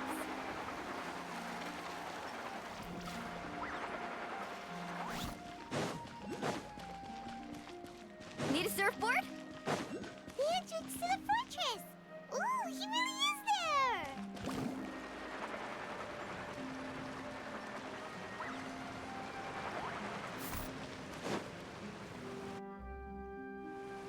What you doing over here, sir? So, you really are here, Neuvillette! Paimon didn't think you were going to have free time this hour of the day. Really? Oh, I suppose you must have met Mr. Linney. He took the time to greet me earlier when he passed this way. In any case, you came at a good time. I was just considering reaching out to you to set up a meeting, so I may explain some things that I haven't had the time to before. Aw, Paimon's glad that you remembered. Thank you for keeping us on your mind, what with you being busy and all. Alright, let's have it then. How was Fontaine actually saved? The whole business is still quite the mystery to us.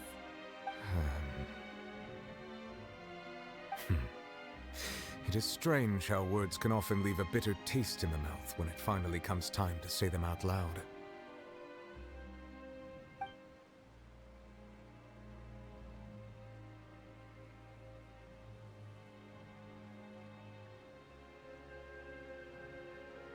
Whoa. So that's what happened?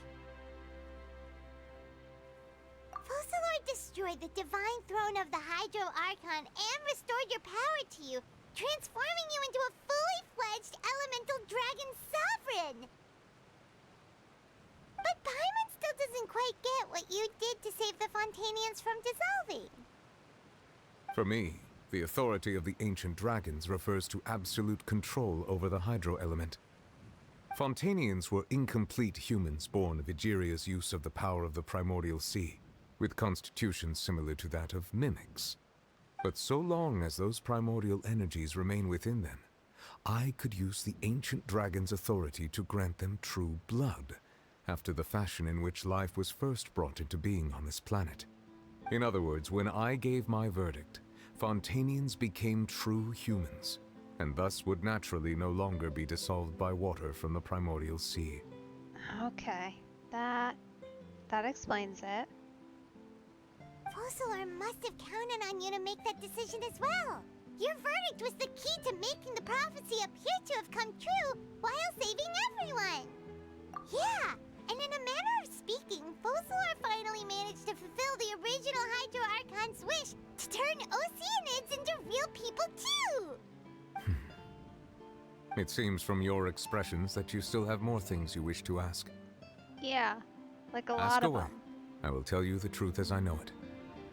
I have investigated his case along many avenues, and I have learned that he once fell into an unknown chasm when he was young.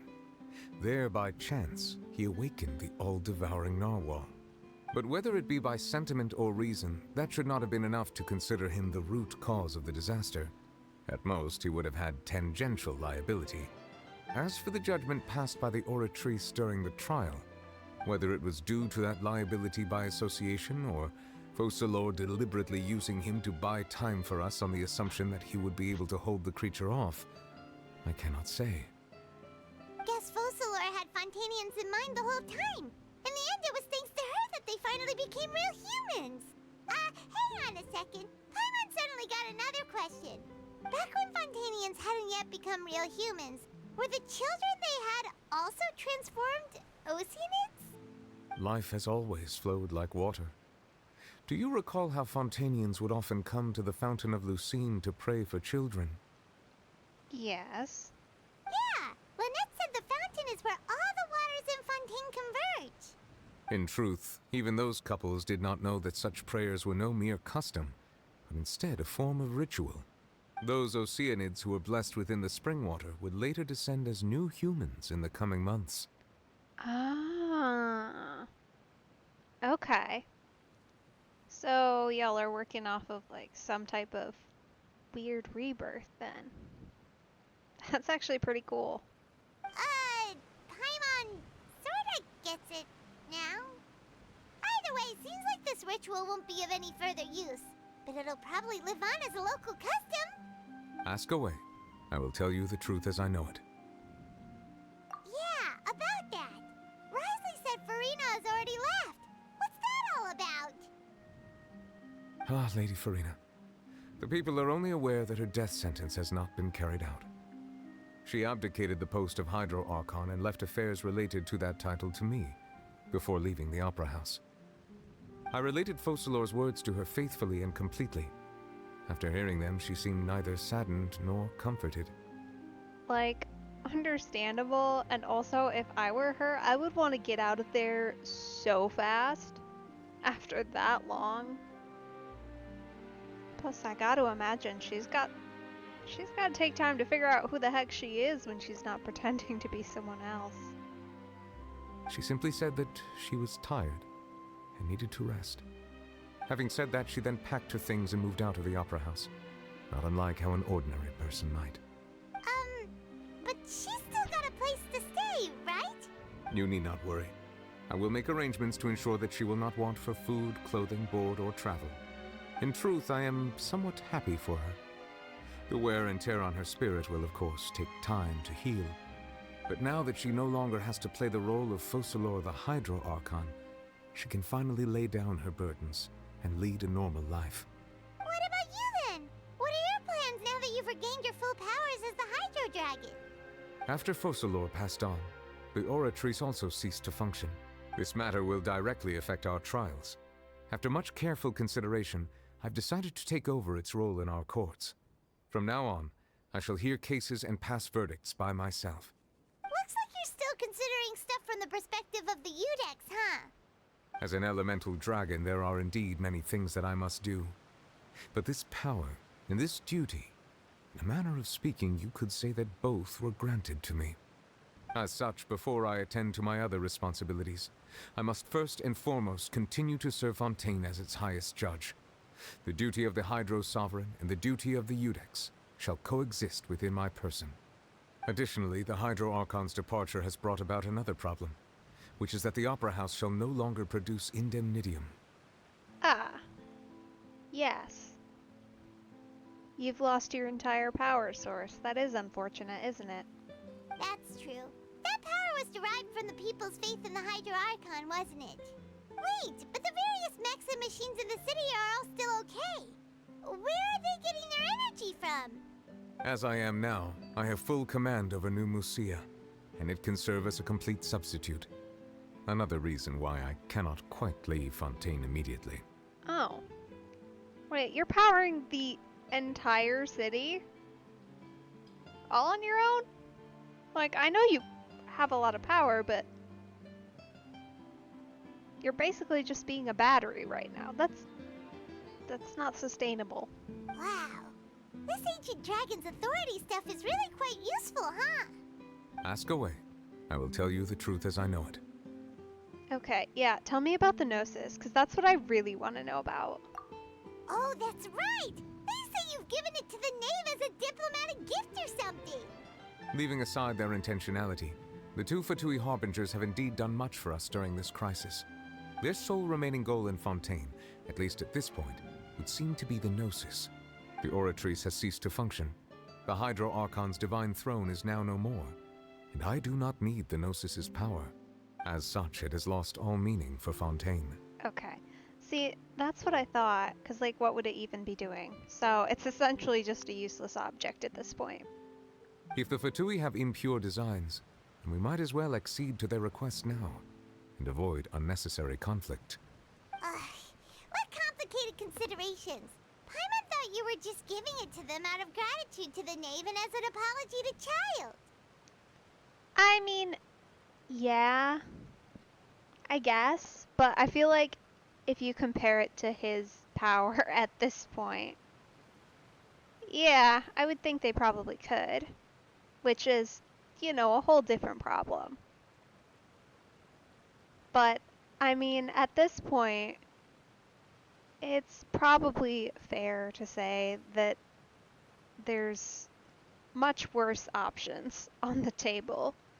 Because Fontaine couldn't really weather another crisis, I wouldn't think, after this. Very well. Like, the last thing they need is constant fighting taking over. Oh yeah, no. The finale's gonna have to be absolutely insane. Because, like, our stories have just been getting progressively more and more involved and, like, high level.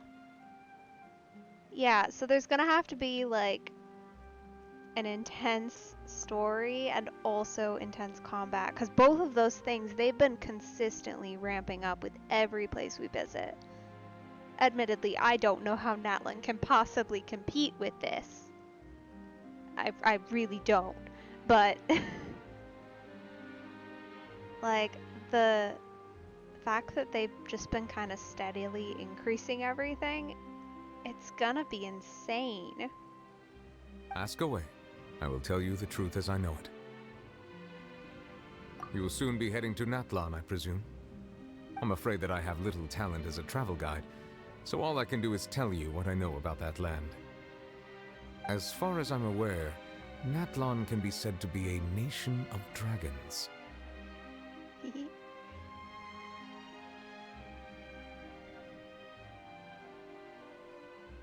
Well, yeah, is that all of them?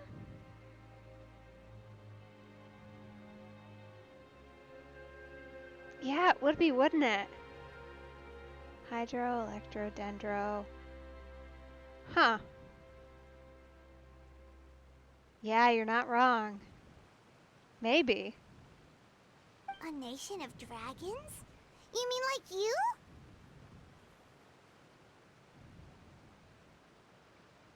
No, I suspect that I would not find myself welcome there.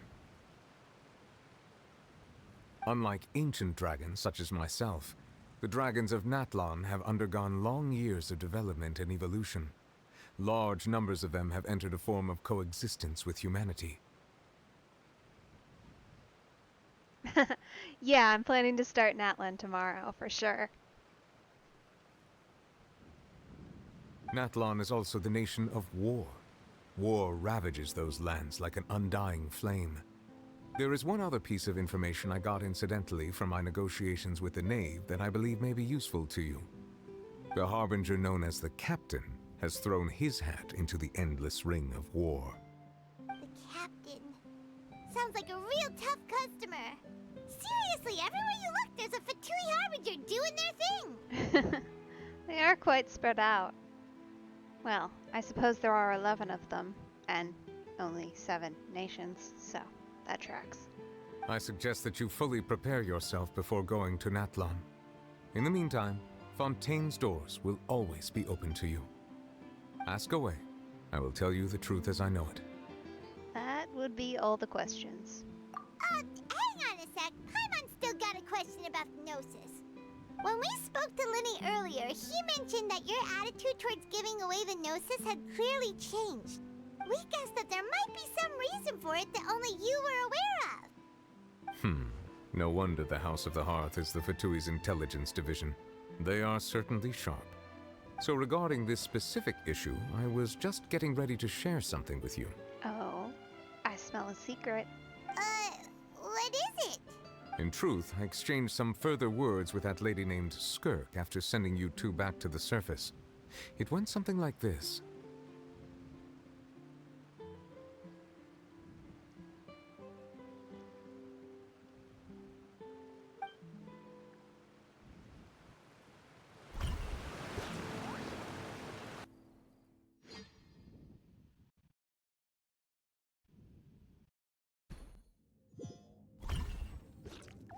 Well, we're going to head topside to see what's going on. You hurry over soon as well, all right, Nervalet?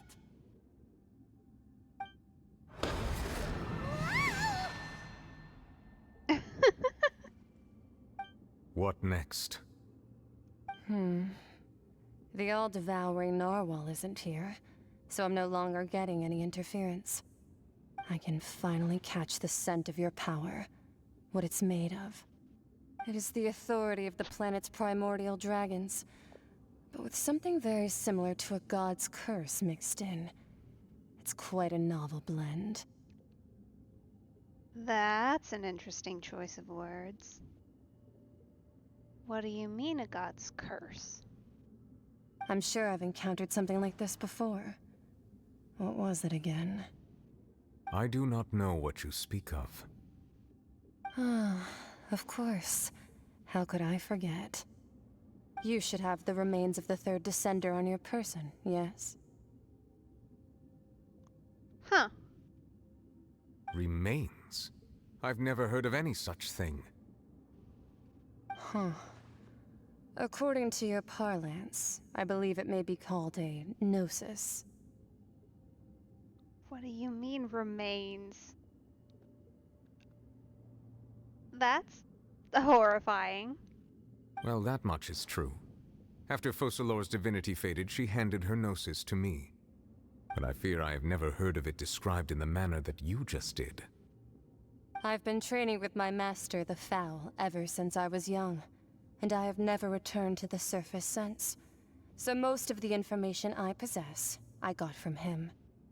It is only natural for those who are greater than humanity to possess a different sort of common sense, which is why there are so many problems in our attempts to communicate with humans. Regardless, you should probably get rid of objects of misfortune to prevent any disasters from befalling you. To live in itself is a blessing, but once a person dies, the bonds he once had with this world shall all turn to curses. What do you mean by that? No need to fret. These are just my personal thoughts, and my reason for no longer wishing to return to the surface. This third descender you refer to, who are they? And when did they die?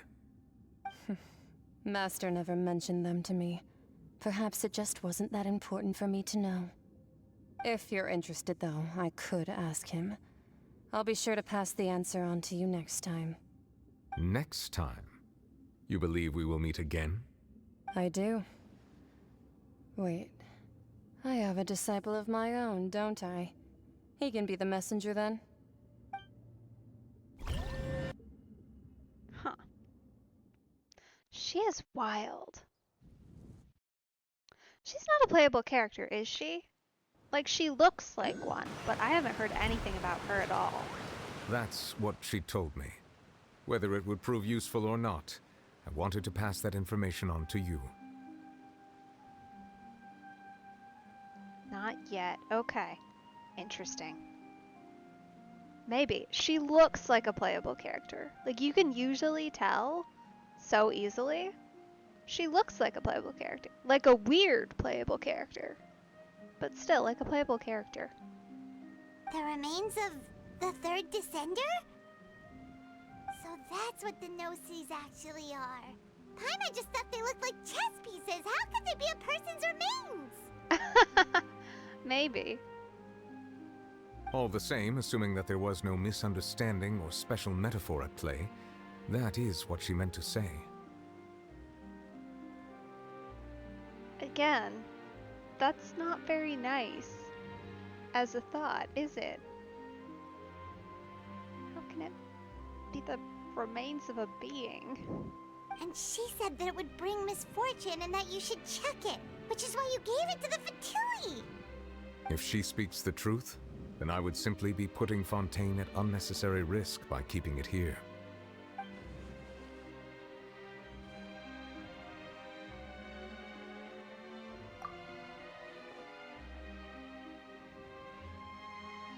I had guessed that you might already be familiar with this concept, but I did not expect you to be one of them.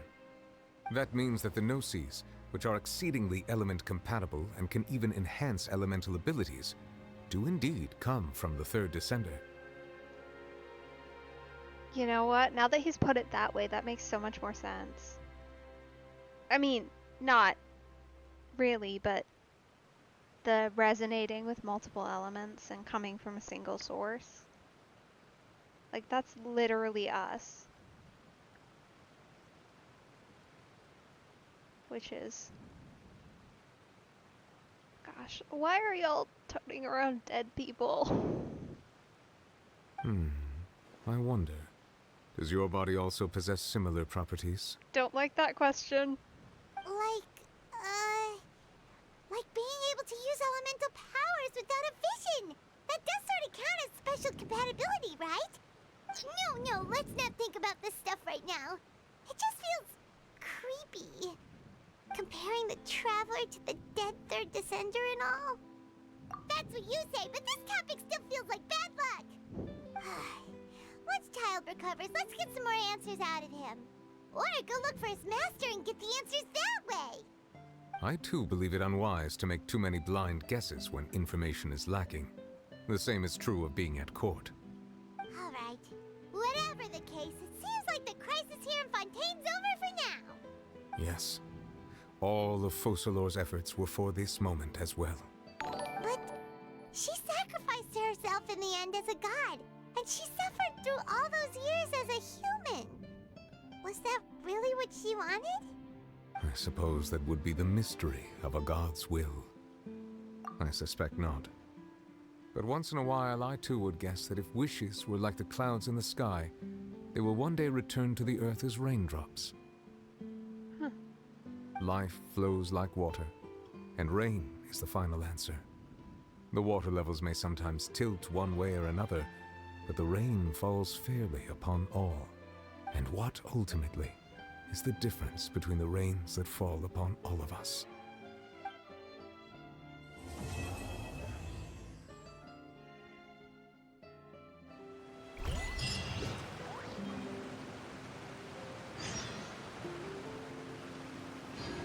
There we go. That's it. Okay. Alright.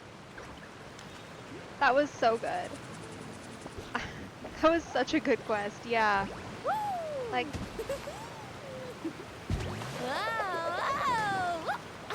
Melanie is so unserious. That was so good. Like I said, I really don't know how Natlan's gonna compete with that. I know, right? Like, it's really sad, and it hurt me. But, like, as far as... But, like, it also made me feel things, which is always good in a story, right? Like, you don't want to just kind of be watching it and not have any emotional connection at all. And I think they did a really good job with building this whole thing up, too. Like, it's not like we've got, like, shallow deaths and shallow, like... Because that was how I felt with Dunyarzad, right? When they just kind of killed her off and then brought her back later. Like, we barely knew her. Realistically speaking. Like, not to say that it didn't upset me a little bit. But, like, in this case, we actually got to know the characters and they didn't feel like a one-off. Which was so much better, and it's so good. Like, I feel like everything in Fontaine has kind of been a masterpiece.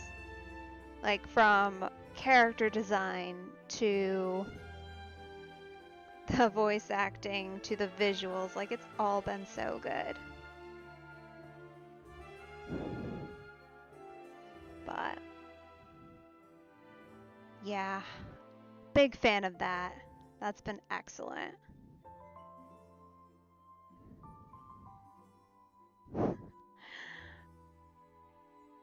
And I'm excited for Natlan because it looks like it'll be fun, which should be good.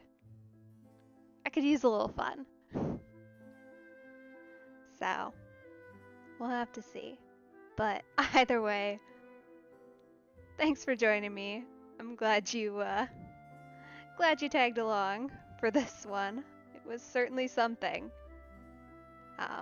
Yeah, I'll see you tomorrow. I will be probably starting at 11 again in the morning, 11 EDT. So, hope to see you there. Thanks so much for joining me. I appreciate it. I hope you have an awesome evening or whatever time it is for you.